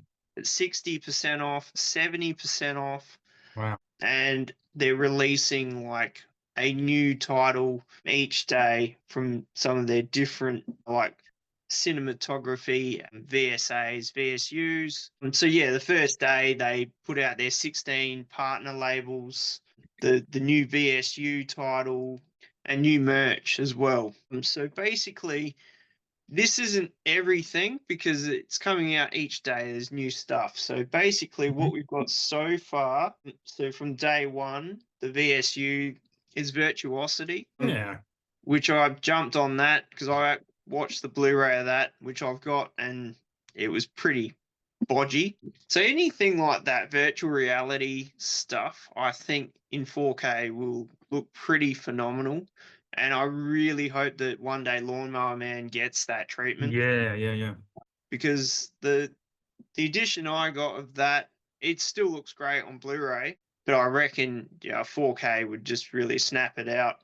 They also brought out one called Deranged, which has Robert Blossoms in it. Robert Blossoms. Yeah, so Never heard of he's that too. well, you would know Marley from Home Alone, Old Man Marley. It's Oh him. yeah. Oh, Um, okay. I didn't Gotcha. know this either, and I didn't realize what the film was about because I'd never heard of it. But it is a 4K release, which is great. But it's based on Ed Gein, and from that Oh, point, right. sold. I haven't Yeah, bought it right. yet. I will. But anything that's based on Ed Gein, I'm Yep. highly fascinated by that. So that's definitely going to be one I'll get probably next week. The Seventh Curse or Witch from Nepal, so that's some more Asian cinema. Another triple header pack, Curse of the Devil, The Vampire's Night Orgy, and Demon Witch Child. So some interesting titles there. The cinematography release that they put out yesterday, which I grabbed, Bang the Drum Slowly. I haven't heard of that, but it's a baseball movie and it's meant to be one of the greatest sports films of all time. Ah, okay. And this is back in so it's 73, 74, and it's got Robert De Niro in it. Yeah, I was So gonna say it kind of does ring a bell. I might have heard someone else talk about it it did on another. sound like the title sounded familiar when I read it, and then I read up on it, and I just thought, well, because I'm just crazy OCD with collecting sets, it's a no-brainer that I'm going to grab it. Okay. Um, it's like their last cinematography release was Who Killed Teddy Bear? Like it's an old one, but I've never seen it, obviously, because it's an old film. But yeah, the other cinematography release is going to be so that's a 4K, but the Blu-ray Hmm. version of whatever's coming out for the 13th title will be on the last day of the subscriber week. So this is the only time of the year you can actually become a subscriber, and Oh, it's super I expensive. So I was gonna say, how do you can you explain or the subscriber situation with Vinegar Syndrome? So you can't subscribe to them at any other time during the year, only this week. And only this week. So basically, how much does it I'm not cost? I'm not a subscriber, but I'm a member. So I'm a member and over Right. paying. I think I've bought $1,700 worth of film from them now, which is a lot. I'm up to the 35 millimeter tier. So Okay. I didn't even realize that until they sent me an email. But basically, I gain points. So, like you sent me that link, the Demon Rat Standard Edition. If you want to get that, you can use 3,000 points to get it because it's actually sold out. You can't actually buy that now. Right. So there's different slip covers they're reissuing that you can get with points, and most of them are 1,500 points each. So I've got a couple of them. But yeah, basically becoming a subscriber to Vinegar, you get a whole slate of their films that are within the subscription package. There So are it's for free. yeah. So you pay this subscription, which I think is I'm looking. between It's $1,040 at the moment, half yeah price. I'm looking at with the 1,200 for conversion, international. Yeah. it's a lot.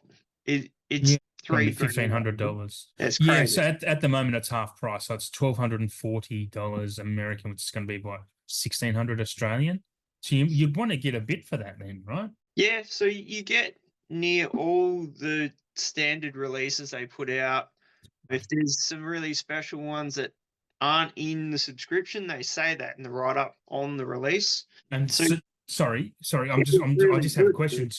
Do they send that to you without you ordering? They just send it to you.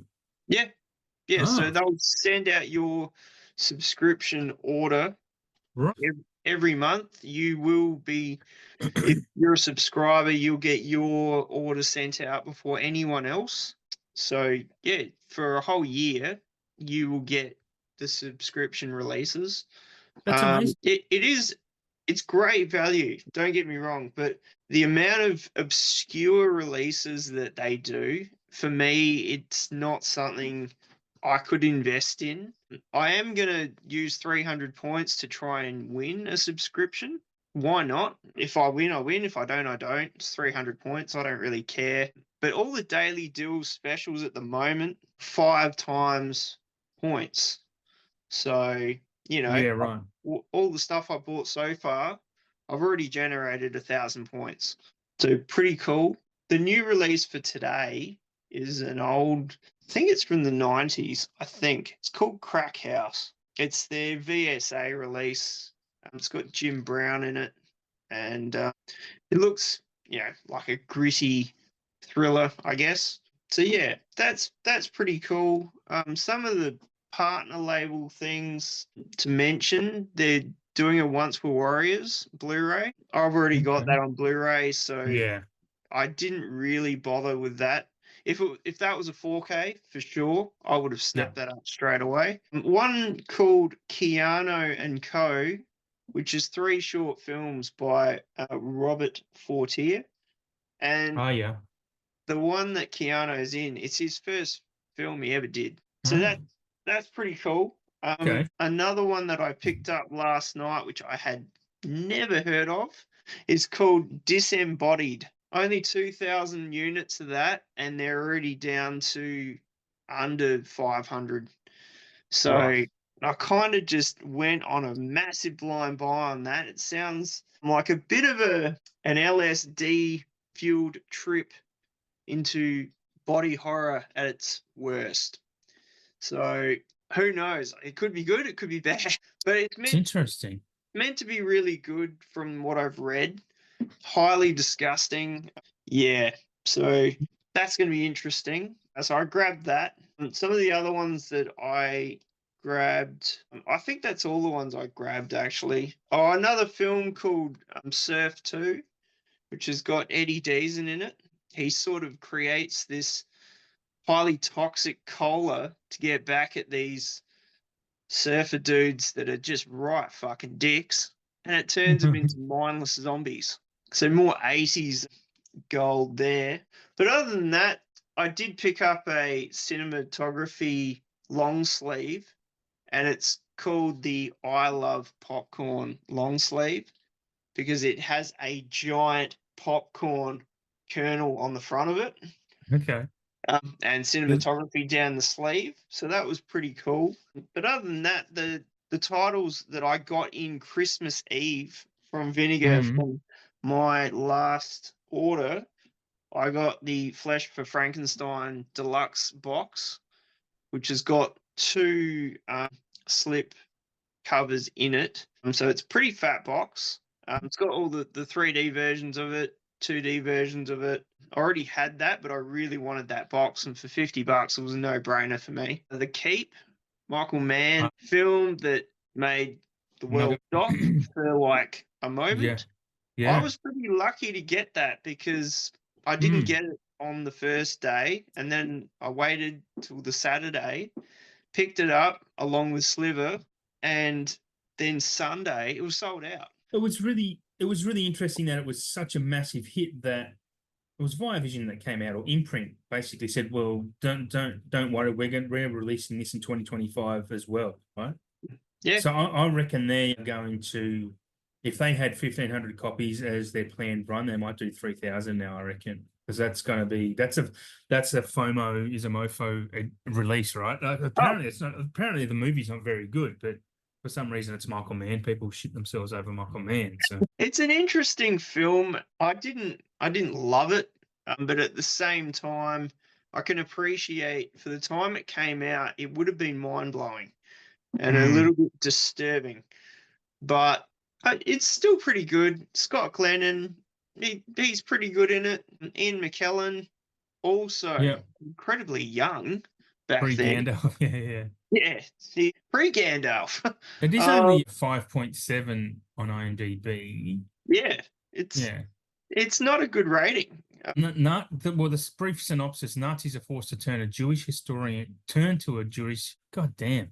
Nazis are forced to turn to a Jewish historian for help in battling the ancient demon they have inadvertently freed from its prison. I mean, that's a pretty good log line.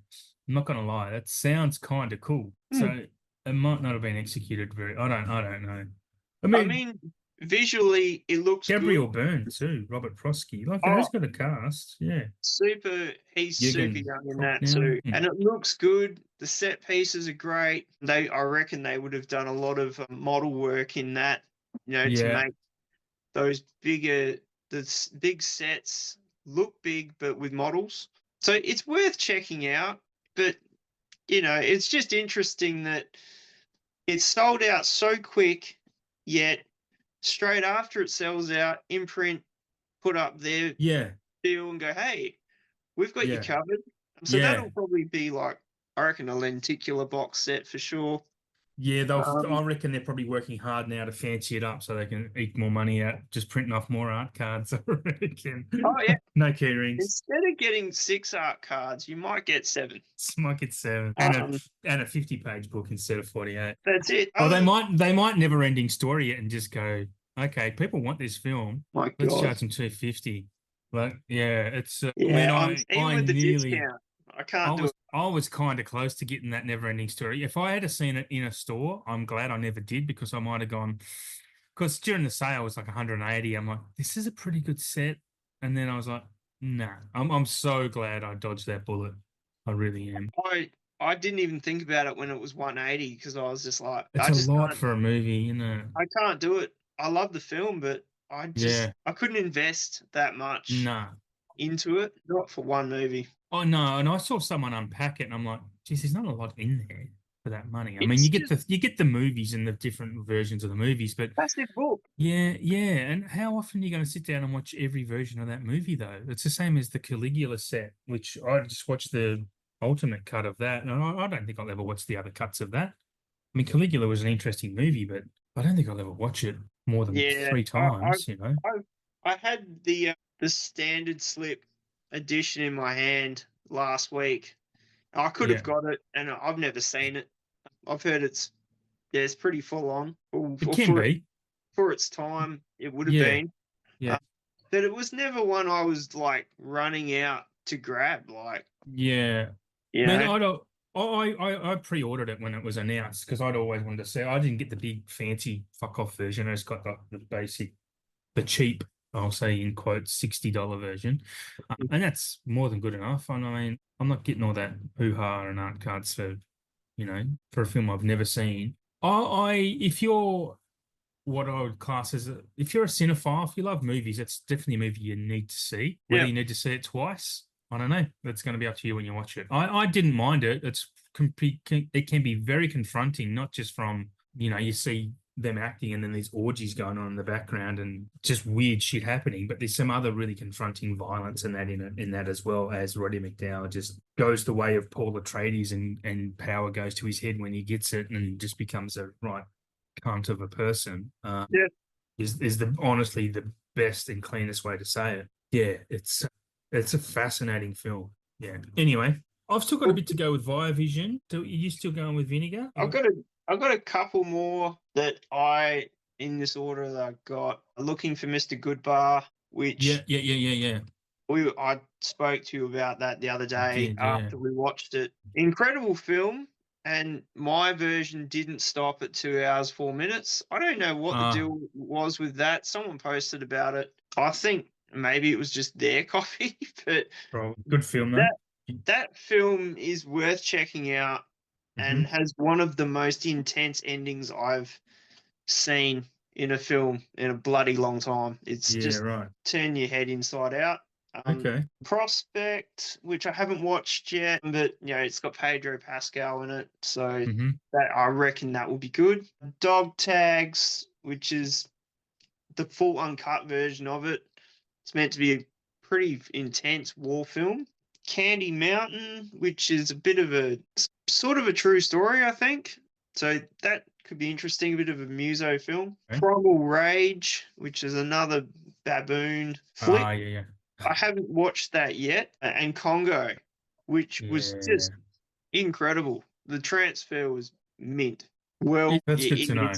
It's absolutely mint, because I'm pretty sure you got the Blu-ray, didn't you? Not long ago. No, I don't. No. I actually bought it on iTunes for like $5 because it was a film that popped in my head and I was looking for it everywhere. Could not find any decent version that was a reasonable price, and it was $5 on iTunes, so I grabbed that. And that's the time. That's when I will buy digitally if it's $5, and if it does come out at a later time, it's not a big effort to upgrade it because it would only cost me $5 anyway. So, and I'm a massive Michael Crichton fan. I read everything Michael Crichton back in the day, and some of his movies do let you down. Congo's one of them, and same as Sphere, but they're not as bad as if you watch them in a different light. They're not that bad. Sphere is quite good, quite engaging. It's a better version of Event Horizon, I'll tell you that. Event Horizon is a piece of shit. I would watch Sphere a million times more than I'd Event Horizon one more time. And Congo is just stupid, but funny as Congo is great just to watch Tim Curry just be completely fucking chewing every scene he's in. I think even in my Letterboxd review I wrote, I don't know how the actors sitting opposite him were able to keep a straight face with the way he's acting and the accent he uses, and just everything.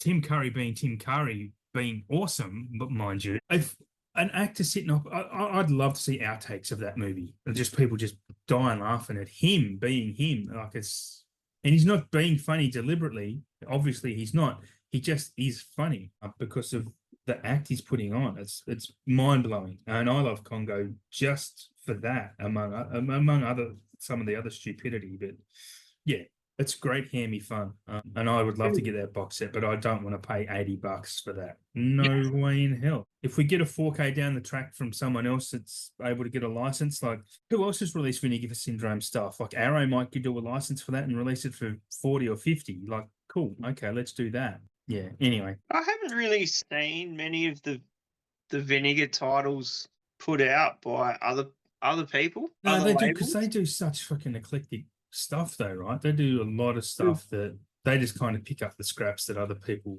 reject. Not everything is scrappy, but for the most part, just random stuff. Well, you know that Umbrella is one of their partner labels. No, I didn't know Did that. you know that? No. So maybe Umbrella.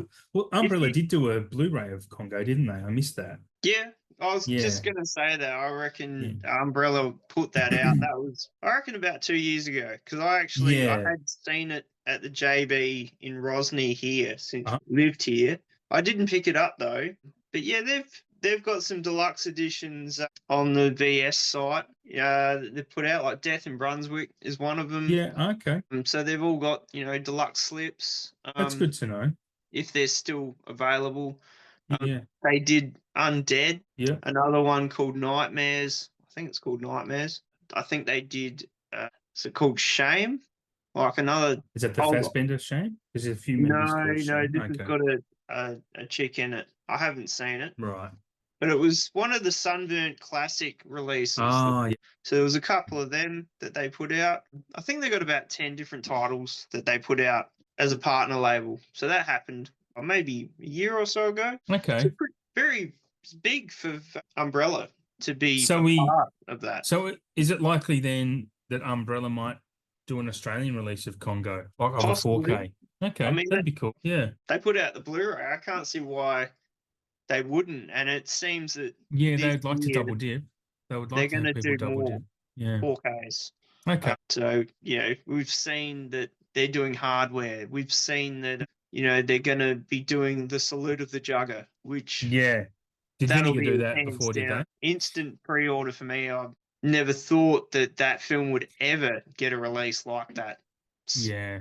Yeah. But yeah, other than that, that's all I had for the VS at the moment because, Yep. as I said, they're updating new titles each day. So Mhm. at 4:01 a.m., you can see some more gold.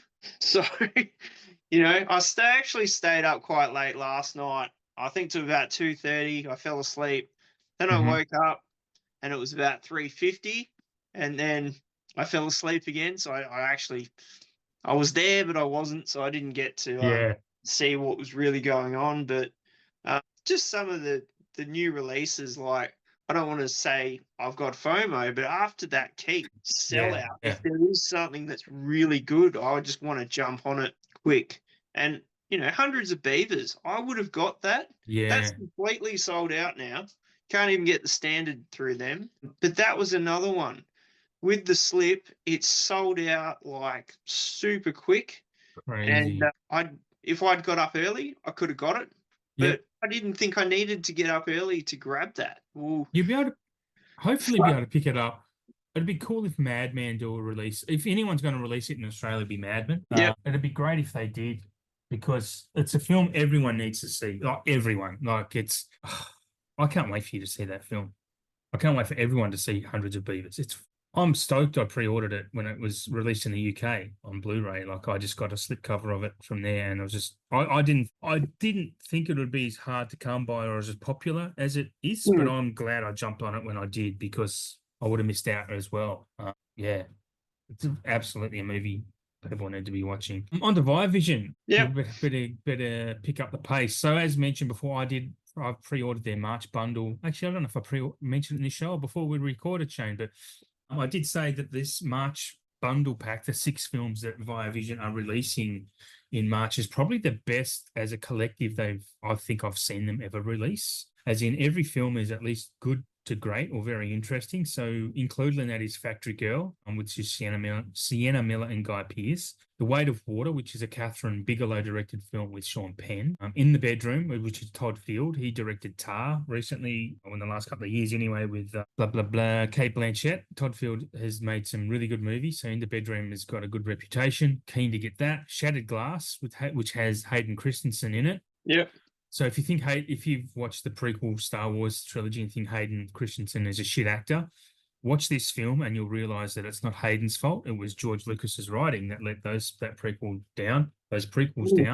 Hayden's actually pretty good, and Shattered Glass is a cool movie. It's really good. Basically he's a journalist and fakes these stories and these sources to become a bigger name within his thing, and gets busted for it, basically. The next one is a movie I remember watching when I worked at the video store. It's called Savior with Dennis Quaid. It's about basically he's in the Foreign Legion during the Bosnian War, and it's a brutal film. I've only seen it the once, I think, and there's a particular scene in it that lives in my memory, which is, I don't know, it's very traumatizing, but it's a great film, and I'm so keen to watch that again, actually, and get a release of that is awesome. And another one is one that really interests me, which I've never seen, is called Man Bites Dog. It's a Betulan. Oh, it's a Belgian crime mockumentary. It sounds hilarious. It sounds really, really funny, and it's got a good reputation as well. So I wanted to, yeah. So they're the 6 that the big 6 from Vision that are coming. I do want to mention a couple of others. Any comments? Just butt in whenever you want. That Shattered Glass, I'll definitely be getting that. I have Yeah, seen it. Is it that's based on a true story, isn't it? I think so. Yes. Yeah. Yeah, it is good. Great film. The Savior, I don't think I've seen it. I You would would like get it. I Savior. like Dennis Quaid, Yeah, you would so like Savior. Yeah, it's up your alley for sure. that is a no-brainer. I'll probably grab that. And Man Bites Dog, I haven't seen it, but there's loads of buzz for that film. Yes. Um, Yeah, there really it's is. cult classic. It's had quite a few different releases over the years, but I think more so DVD. And Yeah. Yeah. don't quote me on this, but I reckon way back in the day, I reckon Criterion put that out. Oh, okay. And it's totally a film that they would do. And I'm sure this was back when I picked up Fear and Loathing in Las Vegas on DVD that they put out. This big fat double disc set. And I reckon Man Bites Dog, I'm sure I saw that back then on Criterion. Interesting. Probably. Um, It's a but good chance. definitely a good one to get. I mean, that it's a massive bundle for them. Like Yeah. Yeah, it is. banger It's titles all around. I agree. There are a couple of other things I want to mention that Via Vision are doing, and the first one is these are only DVDs, mind you, and if you're not into DVD, understandable because I'm not either. But unless the circumstances really warrant it, but they're releasing Joan Crawford horror collection, and I love my old films, and Joan Crawford was one of the best. So these 4 films, it's $40 on their website. You'll probably get it cheaper, and probably 35 in JB, but Joan Crawford Horror Collection. I think that's great that they're doing stuff like this. I'm all for it. It'd just be cool if they upgraded them to Blu-ray though. But anyway, I'd be more inclined to buy it on Blu-ray than DVD. They're also just releasing a standard American Psycho 4K without all the bullshit blood pack and art cards. So it's still expensive because it's got 2 Blu-rays as well as the 4K. So it's still $70, but they're Yeah, releasing a different version of it. So which is great. They're also doing, what else have I got in my notes here? Daria. If a lot of people would remember the cartoon Daria, they've got yeah. the complete series of that coming on DVD, which I think is pretty Wow. interesting. Yeah, I mean a cartoon from the '90s on DVD is fine. That's an instance where I would be happy to buy that. Yep. Not that I will because I never watched Daria, but if I was into that, I would. They're also doing Tales from the Dark Side, the complete series on DVD. That's the original series from like 60s or something. Just clicking into it as we load. 1950. Actually, that's not true. 1956, I said, but that's the actual runtime. But it's a George A. Romero thing. So that's again, TV on DVD is fine by me for the most part. I'll get it on Blu-ray if I can. But the next one, they're doing a John Wayne Platinum Collection, which is 29 movies of John Wayne films, which is it's not cheap either. It's $160 on their website at the moment. But if you're into John Wayne, or if grandparents or mother are into John Wayne, I mean that's pretty cool that they're releasing 29 different movies of his on DVD. But yeah, that's honorable mentions. There's other stuff on their website that they're releasing, but not shit that I'm into. Old 60s and 50s TV shows. $6 Million Man, for example, which I wasn't going to mention, The Fugitive complete series, and Bionic Woman, the complete series. They're all going. I mean, no, if you want all of those, the Beverly Hillbillies seasons 1 to 5, like shit like that, the Love Boat, even. I mean, this is stuff that I don't know. I don't know. I have thoughts on it. I just don't know how to put those thoughts into word on those shows that they're releasing. Because I mean, it's cool that they're doing because it's not stuff that you can probably watch now on TV. That if people even watch TV anymore. No, well, I mean like Love Boat. I mean that's something. It would be on TV, daytime TV maybe, and then it Yeah, won't be. yeah, yeah. It's like they put out the Prisoner box set, and I know Yes. Leah loves the show. Yep. I would love to buy that for her, but I can't justify $800 Yeah, for it's that set. crazy. It's Yeah, just it's nuts. It's yeah, absolutely nuts. yeah, And even yeah, like you were saying with the American Psycho, they're redoing mm. that. It's not the blood packs. It doesn't have the art cards. I mean, it does have American Psycho 2 in it.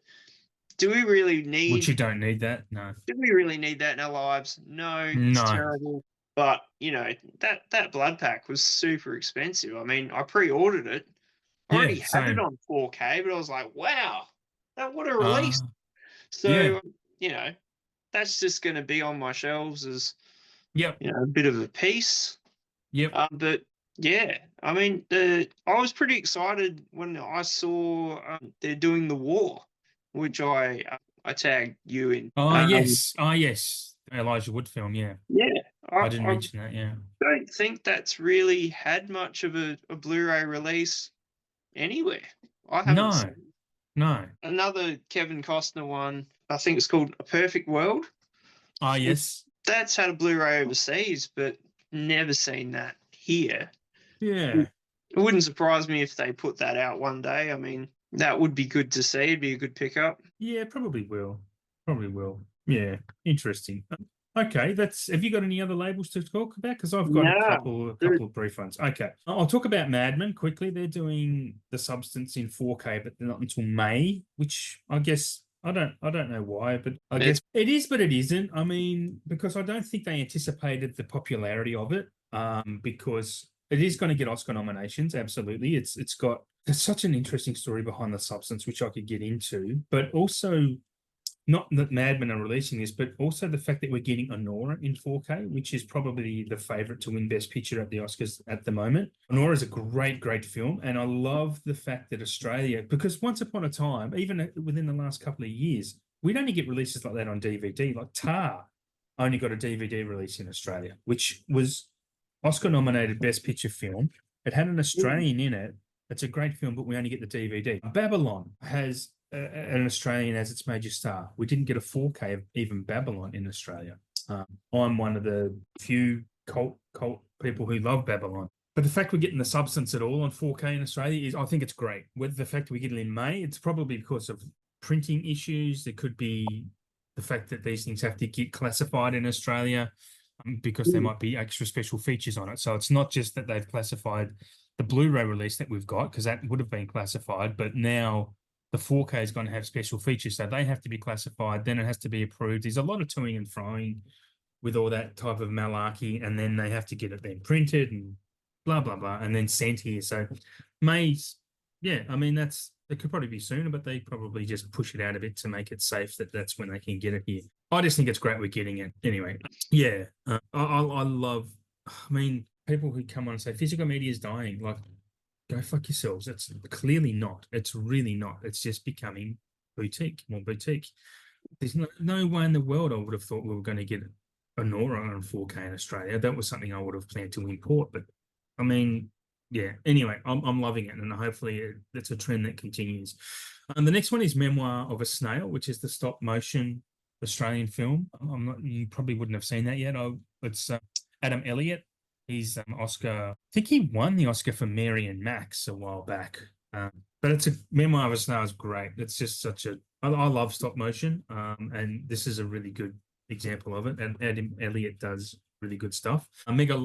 Yeah, okay. I'll just say Megalopolis. Mad Men are doing Megalopolis. That comes out in February. A much derided film. It's a film that I've seen and am just nothing but fascinated by. It is, yeah, it's ostensibly it is a bad movie, but it's also a great movie. And give it years, and it's a film that needs to be studied. Francis Ford Coppola has just gone. He sold like one of his wineries to fund this movie because no one else would fund it. He even had to pay Lionsgate to distribute it because no distributor wanted to put it in theaters in America.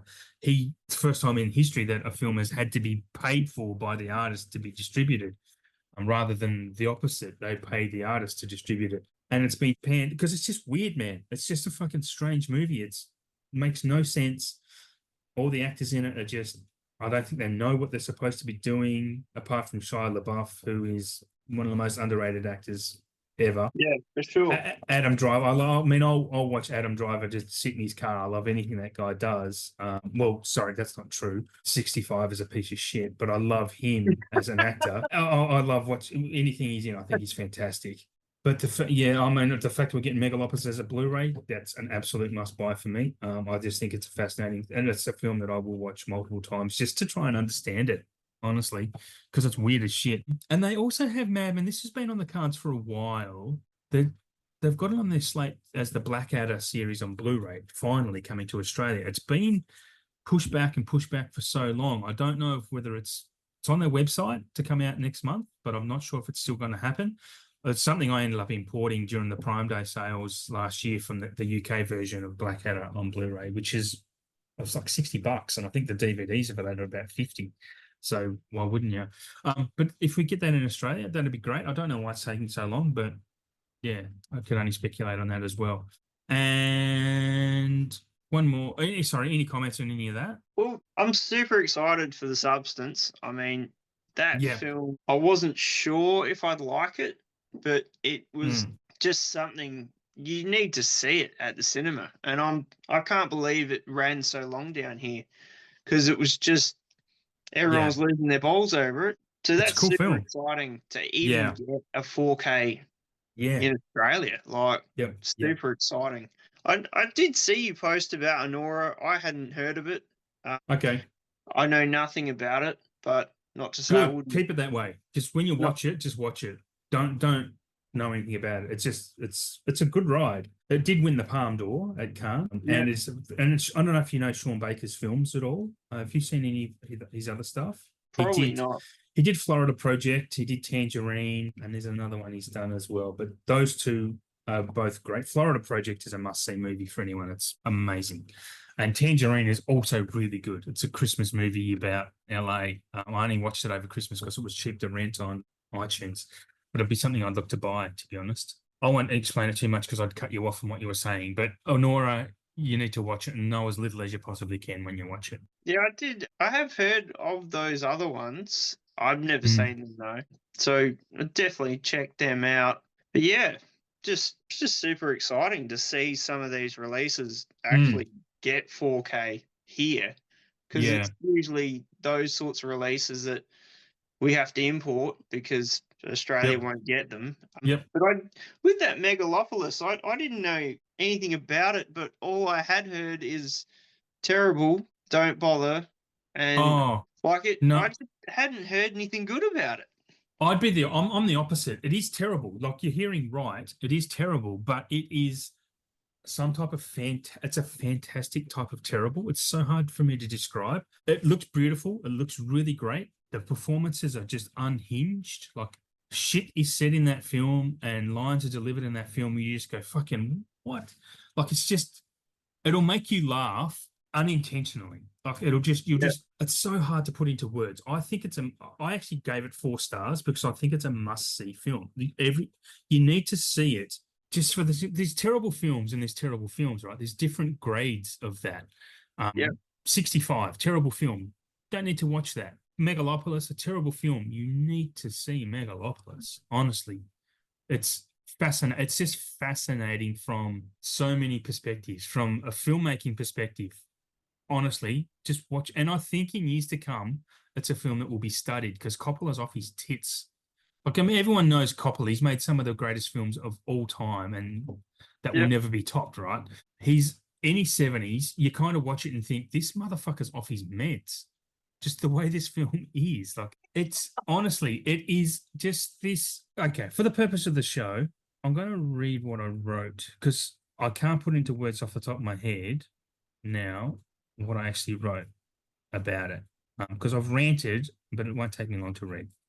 So the most disappointing thing about Megalopolis is that it will ensure Tarantino definitely does not keep making films because he doesn't want to get old and start making shit films. This has all the hallmarks of a man nearing the end of his life trying to make sense of it all and give it meaning. I love films that make me think, but not in this way. He has jammed so many ancient and modern philosophical questions into one great mess of an unclear mind, maybe unclear from over-consuming his own supply, which he sold part of to make this film. For the record, I don't know what exactly I think of this, but my rating reflects that I think this is a film cinephiles must see. It has so many interesting facets that deserve to be studied. Maybe it will make sense one day, but today it doesn't. It's a wild ride with so much incoherence and bizarre storytelling choices. Hate this following comment all you want, but I will die on a hill screaming that Shia LaBeouf is a fantastic actor. He dominates every scene he's on in here. He's in here. Sorry. He is this decade's Robert Downey Jr. from the 90s. He will have his day in the future, just as RDJ has had his now. A talent that is so close to going to waste, but hanging in for chance after chance. That's my thoughts on that movie and of Shia. It's astounding. I really recommend it to anyone. Yeah, I definitely need to check it out. I really like Shire, and that guy has been down a dark fucking road. Absolutely. Like the interview on YouTube that he did, With just John Bernthal. just Yep. putting it all out there, Yeah. is just it's heartbreaking to watch. Do you know what? I have this feeling that, not this feeling, I have this thought that geniuses, and I think Shire is a genius. He's a spectacular actor. He's a great performer. He's an artist. And he went through those times where he was doing all those art installations in LA where you could just come and yell at him, or he had a bag on his head, or he watched all of his films and filmed himself watching all of his films, and he just did all that weird shit. So I think he's a mad genius. I really do. I think he's that talented. And generally, mad geniuses go crazy. They're crazy, for lack of a better word. And he has probably tried to mask that. He grew up in the Disney system, so he has substance abuse problems because Disney kids were fucking abused, right? And you can't tell me this kid wasn't abused. So he's trying to mask all that, and he channels it into his performances all the time. And he's the only one that understands the assignment of Megalopolis. And he's like that in pretty much all of his films that he's in. I really believe that RDJ had his issues in the 90s, in rehab, in and out of rehab, same as Shire. Yep. He creates all this tabloid fodder where people hate him because he's done all these terrible things. And now what? He's the most loved person in the world, RDJ, right? Because he made some successful movies with Iron Man. It's all about publicity and the public persona. Shia LaBeouf will get there one day. He's one of the best actors we actually have. And there's a lot of them. And I say that a lot about a lot of actors, but Shia really is. And he'll have his day in the sun. Absolutely. He's too talented not to. He did have a bit of a run. Recently, might have been the late teens or the early 2000s, where he made that movie kind of about himself. And then he made The Peanut Butter Falcon, and I think it was Honey, and then it was almost a semi-autobiographical film about the father and son relationship. I can't remember what it's called. It's not Honey, it's something else. And he was having that bit of a renaissance, but then he fell in a hole again. He got sacked from that movie that Harry Styles ended up acting in, Don't Worry, Darling. Yeah. That's a brilliant film. Do you like Don't Worry, Darling? I've seen it once. I think it would only get better by rewatching it because there's a lot going on in that. There is. It had a very troubled run, and I think it would have been 3 times better if Shia was in it. Absolutely. Harry Styles is not the guy for that. Styles is a bit strange. Yeah. People were, pop singers that go to acting, and it's not always a good thing. No, it's not. That's not always a good thing. Plenty of them have done it, but no, Shia is an incredible actor. I mean, there's not one film that's like something else that he's done. I reckon the last film that I watched him in was, I think it's called The Tax Collector. Oh, yeah. A highly brutal film, incredibly brutal. The violence is just up there. But I reckon that was on Netflix a couple years ago. That's when I watched it. Okay. And it actually I think it has a sequel, but I've only ever seen the first one. Yeah, he's just such a great actor, hands down. I would check out Megalopolis just because he's in it. Yep.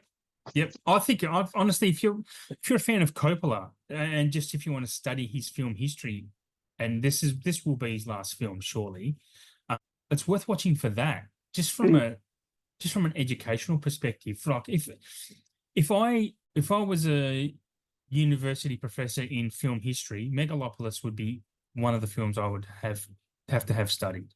Or it would be in the curriculum for sure. Yeah. It's crazy good. No, sorry, it's not crazy good. It's so hard to put into words. I would just say watch it for sure. Yeah. All right, we're on to our last segment of the show. Due for 4K. What do we want coming on 4K? I'm going to let you go first here too, mate. All right, I'll just remove the stack that my phone's been sitting on and just push back a bit. So yeah, I kind of did this really quick because I was just getting everything together before we jumped on, and just looked through the collection, the Blu-ray collection, and just went, what would I like to see? So the first one bit of a fave. Money Train. Oh, nice. I like it. Um, I haven't seen that forever. so that's an old release back from. Oh, I need to watch that again. You bastard. I want to That's watch from that like again. 2018. Yeah. Shock. Shock put Okay. out some Did. awesome bare bones releases, Yeah. and that was one of them. And I've always liked it. Saw that at the cinema when it came out. Woody and There's no way you can buy that anymore, Knights. is there? No, I haven't seen that. That those Shock releases, they put them out.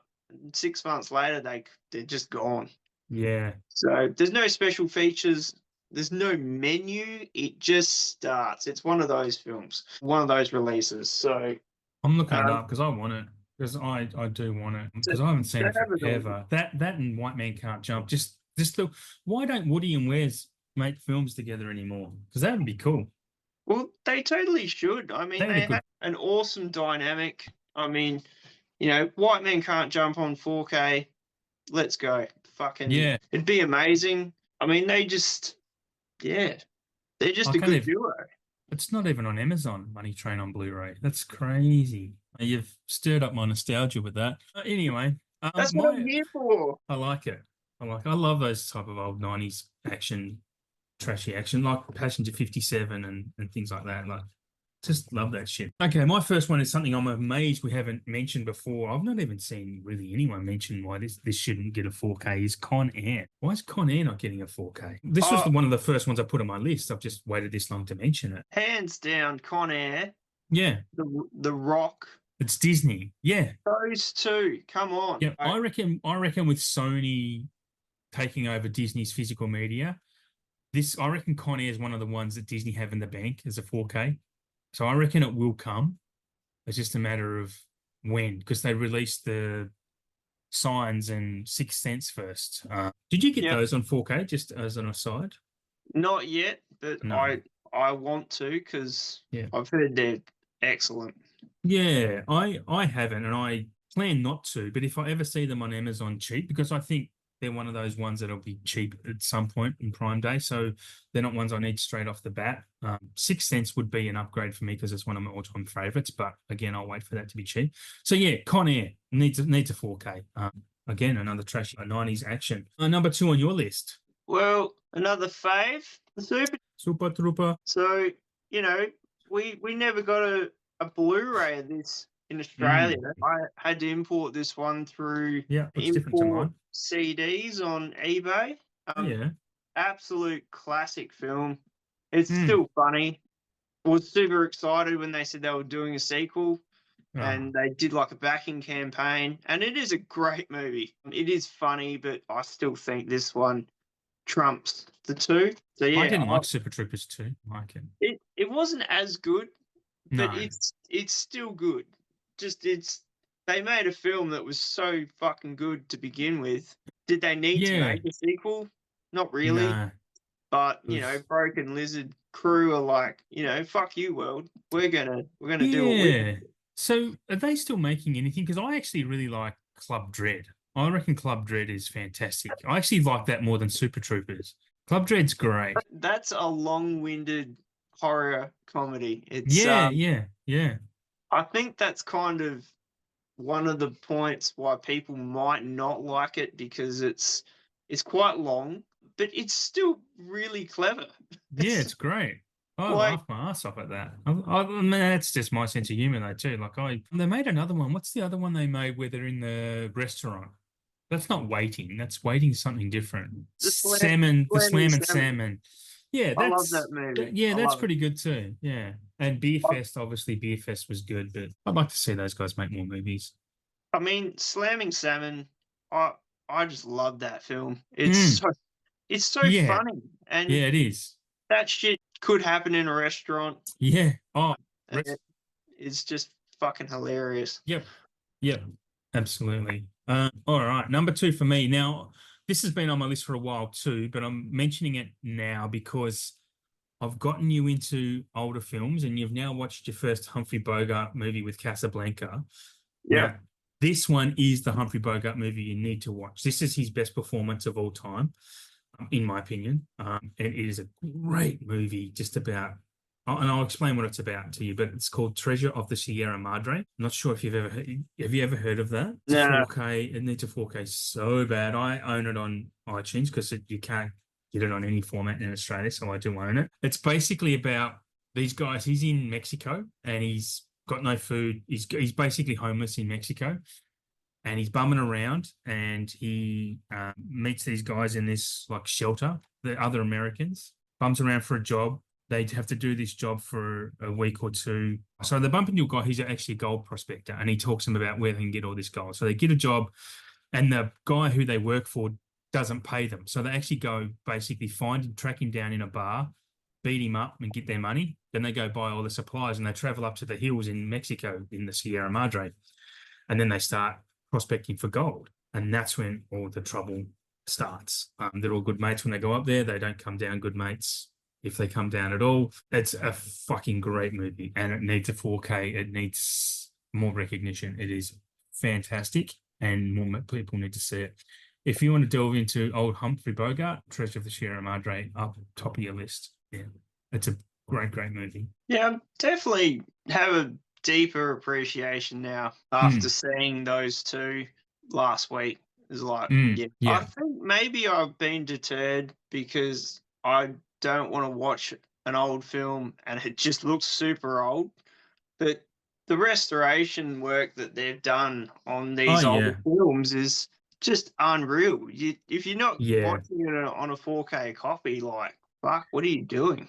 The one thing that's great about old films is that back then, especially during the 40s, 50s, 60s, is that the focus was on story and character, and that's what makes a great film a great film. More modern films, they might look better, but the focus isn't on character and story. And back then, it just was, and I don't know, it's just a different vibe. It was a different era, and it's just, you need. Look, as someone who had the same opinion as you, even 5-6 years ago, it's such a great rabbit hole to go down. Like they just stand up so much better than most modern movies, for sure. Oh, definitely. Even just watching Casablanca and paying a lot of attention to even just camera angles, the way that it pans across a room of people, and the way it follows him around the bar, and even the dialogue is just like, wow, this is just up there, and this is like over 80 years ago. There's films that don't even have that sort of vibe of the way that it's shot. Absolutely not. Absolutely no. Maybe it's an era it's gone. We'll never see films like that in that way. They mainly made, well, not mainly. They made films to make money, but not like they do now. Like everything is so studied and analyzed, and that this is what customers want. Back then they made movies hoping they'd make money, but they made them because they just, for the love of it, for the love of the medium. They made films because they love to make films, and that's what made them good. Now they seem to really, the best films even today are made by artists. Like you'll see at the Oscars this year what films are made, and they were made for the love of the art. They weren't made to make money per se. We were talking about The Substance before, and I don't know if you know the backstory or anyone listening knows about the backstory of The Substance, but Coralie Fargette, she was funded by Warner Brothers to make this film. They go make your film. They gave her the money.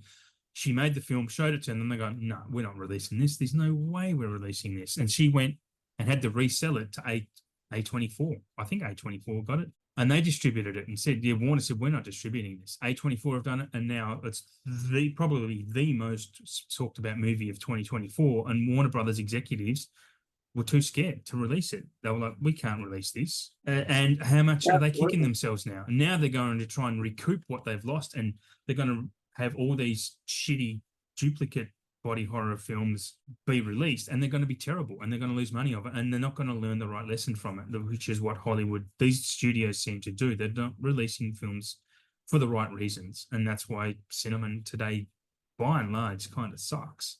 The better films you're going to see are Nora and Substance and The Brutalist, films like that are made for the love of film. They're the ones that are going to get the recognition because they're the better films, and that's what older films were mostly like. There's no blockbuster.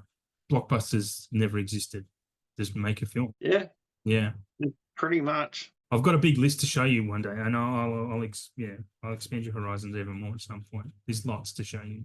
You'll be happy to know, and you've brought it up so many times. I actually have looked up on IMDb Bringing Out Baby because Oh, have you? I wanted to read more about it and Yeah. what it was about. Yep. And I just thought, Adam, he just bangs on about this movie nearly Mate. every episode. I'm I, surprised you haven't said it. it was this time. it was there. It was actually there. And I'm not going to do it again because it is So seriously one of the funniest movies of all time. Of all I, time. From I just had to look it 1938. up. That makes no sense. Yeah, yeah. If we ever visit, if I'll either bring it to you, or if you come to me, that'll be the first film we watch together. I have the criterion of it. It's great. It's great. Anyway, yeah. There's lots of Well, onto your is this your third one? My third one, Yeah. kind of inspired, and I was thinking about it last night when I was watching the Meg 2. So obviously it's a Statham film. The Transporter. Oh, How yes. have we not seen at least this one come out on 4K? Like, this one is hands down, it is the best of the three. Yeah. It's just such a great film. Like the action, the stunts, all the stuff that he did in that film. Like he did that, and he was just incredibly ripped back then. I've got to tell you something because I've never seen the Transporter films because it's just not my type of bag. I'm not a Statham fan, if that makes sense. But during what are we calling it? The New Year's holidays, I went to secondhand. So I actually picked up Transporter 1 and 2 Blu-ray set together. Yep. So I've got it cheap somewhere, and I'm like, I might have done it. It was an off shop or CEX. But anyway, I'm like, yeah, I'm gonna have that. It was like $3 or whatever for both films. And yeah, I need to watch these. So yeah, keen to check them out. I think like I've always been a fan of Statham, and I love his films. I love the action, but he kind of it just happens to some actors, they get kind of pigeonholed into those roles, and that character bleeds into every other role that they go into after that. Not to say that the movies aren't good, but you're kind of seeing like the same actor portray this character but with a different name and a different story. In saying that, Wrath of Man does not fall into that category at all. No, I liked Wrath of Man because it's not like that. Yeah, it's not even. It's a different character, and he plays it so differently. You can't help but go, "Fuck!" That there's depth in this character. It's not like his other ones. It's separate, and that's what I really love about that one, and even the other new one, the Beekeeper. Yes. Not the same character. He puts so much depth into that role that you can't help but just sit back and go, fuck, this guy. He's living this guy right now. He's not living the other two dudes from other films. So those two, like, if I was to say to someone to check out, Statham, I'd say start with those two. Okay. That's good to know. They're just brutal films as well. Like the violence is incredible. Like he does a lot of the choreography in his films now. Right. Puts together fight scenes like Expendables 4. Haven't seen it, and I've heard it's the worst of the whole lot of them. But he took the reins on that one and did a lot more of the choreography work with the fight scenes. So, Stallone took a step back because he'd done the first three, and then, Statham did more of the work on that film. I mean, it makes sense. I mean, he's been doing this sort of work and, martial arts for a bloody long time. So yeah, I've not seen any Expendables films. I actually own the 4K box set, but I've not seen any of them yet. Well, I mean, they're films that take them for what they are. They're over the top, huge, ridiculous. You can't really take them too seriously because if you do, you're not going to enjoy them. But if you just want to sit back and be entertained with over the top, crazy action sequences, they're going to be up your alley. But yeah, I'm up for that sometimes. Yeah. So yeah, I got the first three that I got from Zavi, of all places. They Okay. actually arrived. Oh my God. Yeah. So, Not yeah, 45 of them. but I haven't rushed out to get the fourth one. It's out there. I could go get it, Yeah. anytime. But Yeah. I don't know. I just haven't really heard much good about it, unfortunately. Sometimes it's good with that too. Like there's a lot of films that have sequels, and I won't buy the sequel because they're kind of, especially when they're bad ones, because it just ruins the first one. Yep. Like I'll have number one in the series, and I won't buy the rest because I don't want to have to watch them and ruin the love of the first one. Yeah. Anyway, my next one is something I'm surprised neither of us have mentioned before as well, is Armageddon. Armageddon. I'm sure you mentioned Armageddon last episode or the one Nah, before it. I'm sure you nah. talked about Armageddon and Deep Impact that you wanted to see. It might have been on a different. It might have been a different conversation because I have a list and I tick them off once I've mentioned them. I've Yeah. not. I want to mention it at another time, but Armageddon needs a 4K, and I mean it's another Fox Disney property, so that's probably one of those ones that's in the can waiting to be released, and they're probably going to do a big here's Con Air and Armageddon, bang, and just charge us $90 for them. A 4K of Armageddon would be good. It really would. It would look great. So yeah, I mean it's Michael Bay, and Michael Bay does his visuals pretty well, to be honest. It's always not that nice orange warm tone over everything, so it'll look good in 4K. Yeah, For sure. Well, what's your next one? I don't know if you've even seen this, but it's one of my all-time faves, Judgment Night. Dude, I love Judgment. I've seen Oh, Judgment good. Night tons of times. I love it. I'm I have a glad. Blu-ray of that. That's a good set. I have a German import of that. Premium Collection is what it's called. It's number 103. You'll be happy to know there's art cards. Oh, is there? I think love Judgment Night so much, man. I can't even tell you how much I love that movie. so. Yeah, there actually is art cards. Wow, awesome. I love it. But only 4 art cards, and they're very photo-like. Yeah. They're pretty cool. And there's actually a poster as well. So for the folks out there listening, what's Judgment Night about? Because we could just ramble on about this movie for a long time. I know. Judgment Night is just, as it says on the back, the 90s cult action hit. Okay. So, basically 3 friends, or actually 4 friends. 4, yeah. 4 friends go to see a fight and go through the wrong part of town because someone didn't want to sit in the traffic. And in this whiz-do fucking new motorhome and see a gang slaying. Yeah. And it goes from there. Possibly one of Dennis Leary's fucking greatest performances. He's a great bad guy. He's a prick. Yeah. And so it turns into a cat and mouse movie as they're running through the dark of the, and it's can be brutal. It's so confronting, and then there's the character types. They're all different type of. Yeah, it is fucking great. It really is great. It's a film.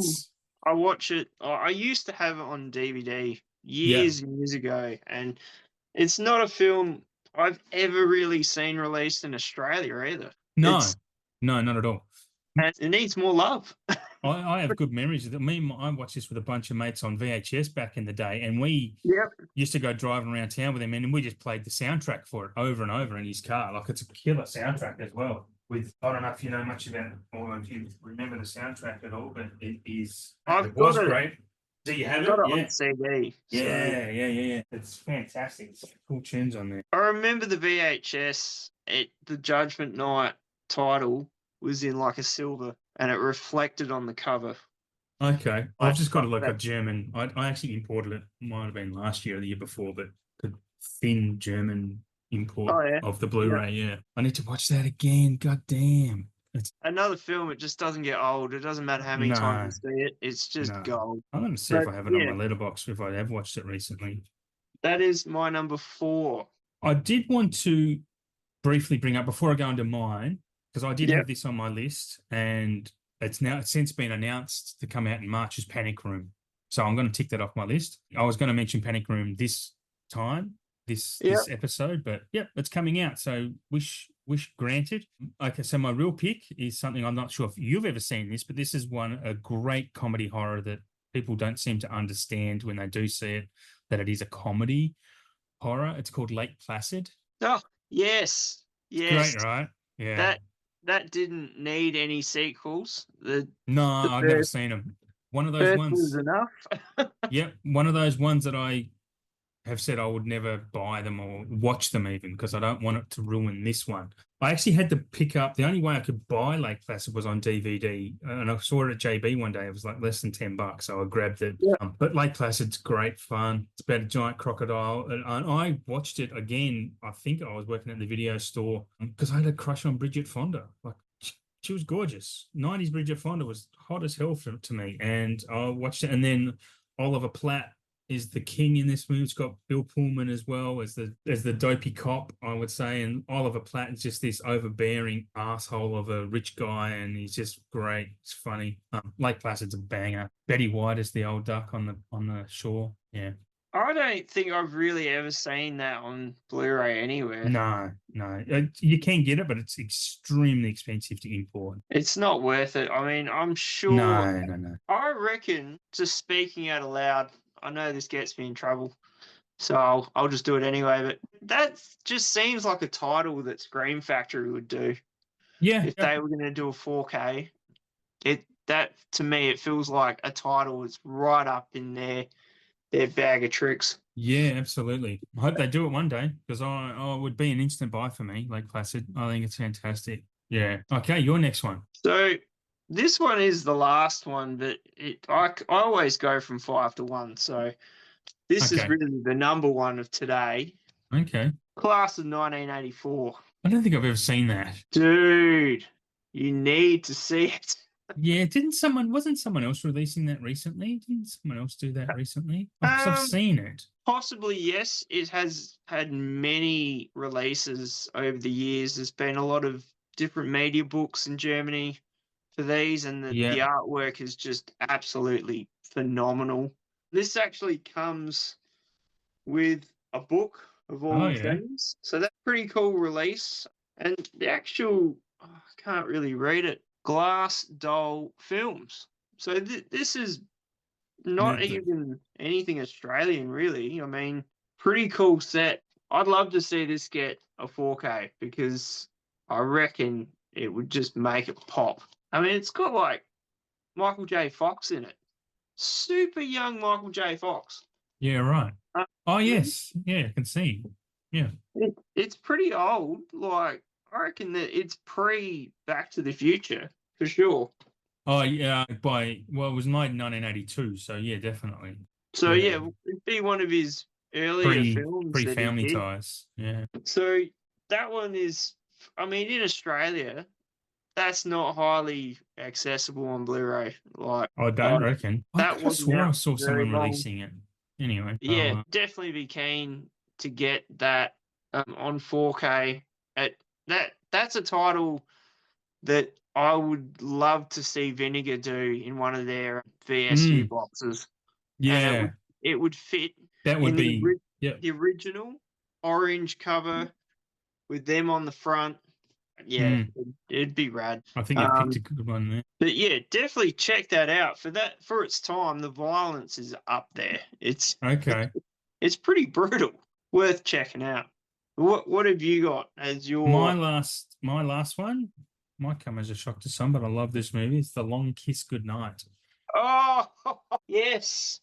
Yeah, Yes. that's such an underrated film. It's Shane Black writing, obviously, but Rennie Harlan directing, which is a bit off-putting because Rennie makes some trashy shit, but Long Kiss Yeah. Goodnight is very good. Shane Black, so it's set at Christmas. Samuel L. Jackson, Gina Davis. It's just, I don't know, it's just fucking fun. It's just a really fun. She's without giving too much away, but she's has amnesia and basically, like Jason Bourne, discovers that she's actually an assassin and discovers her skills as she's trying to save her family. Basically, hella fun.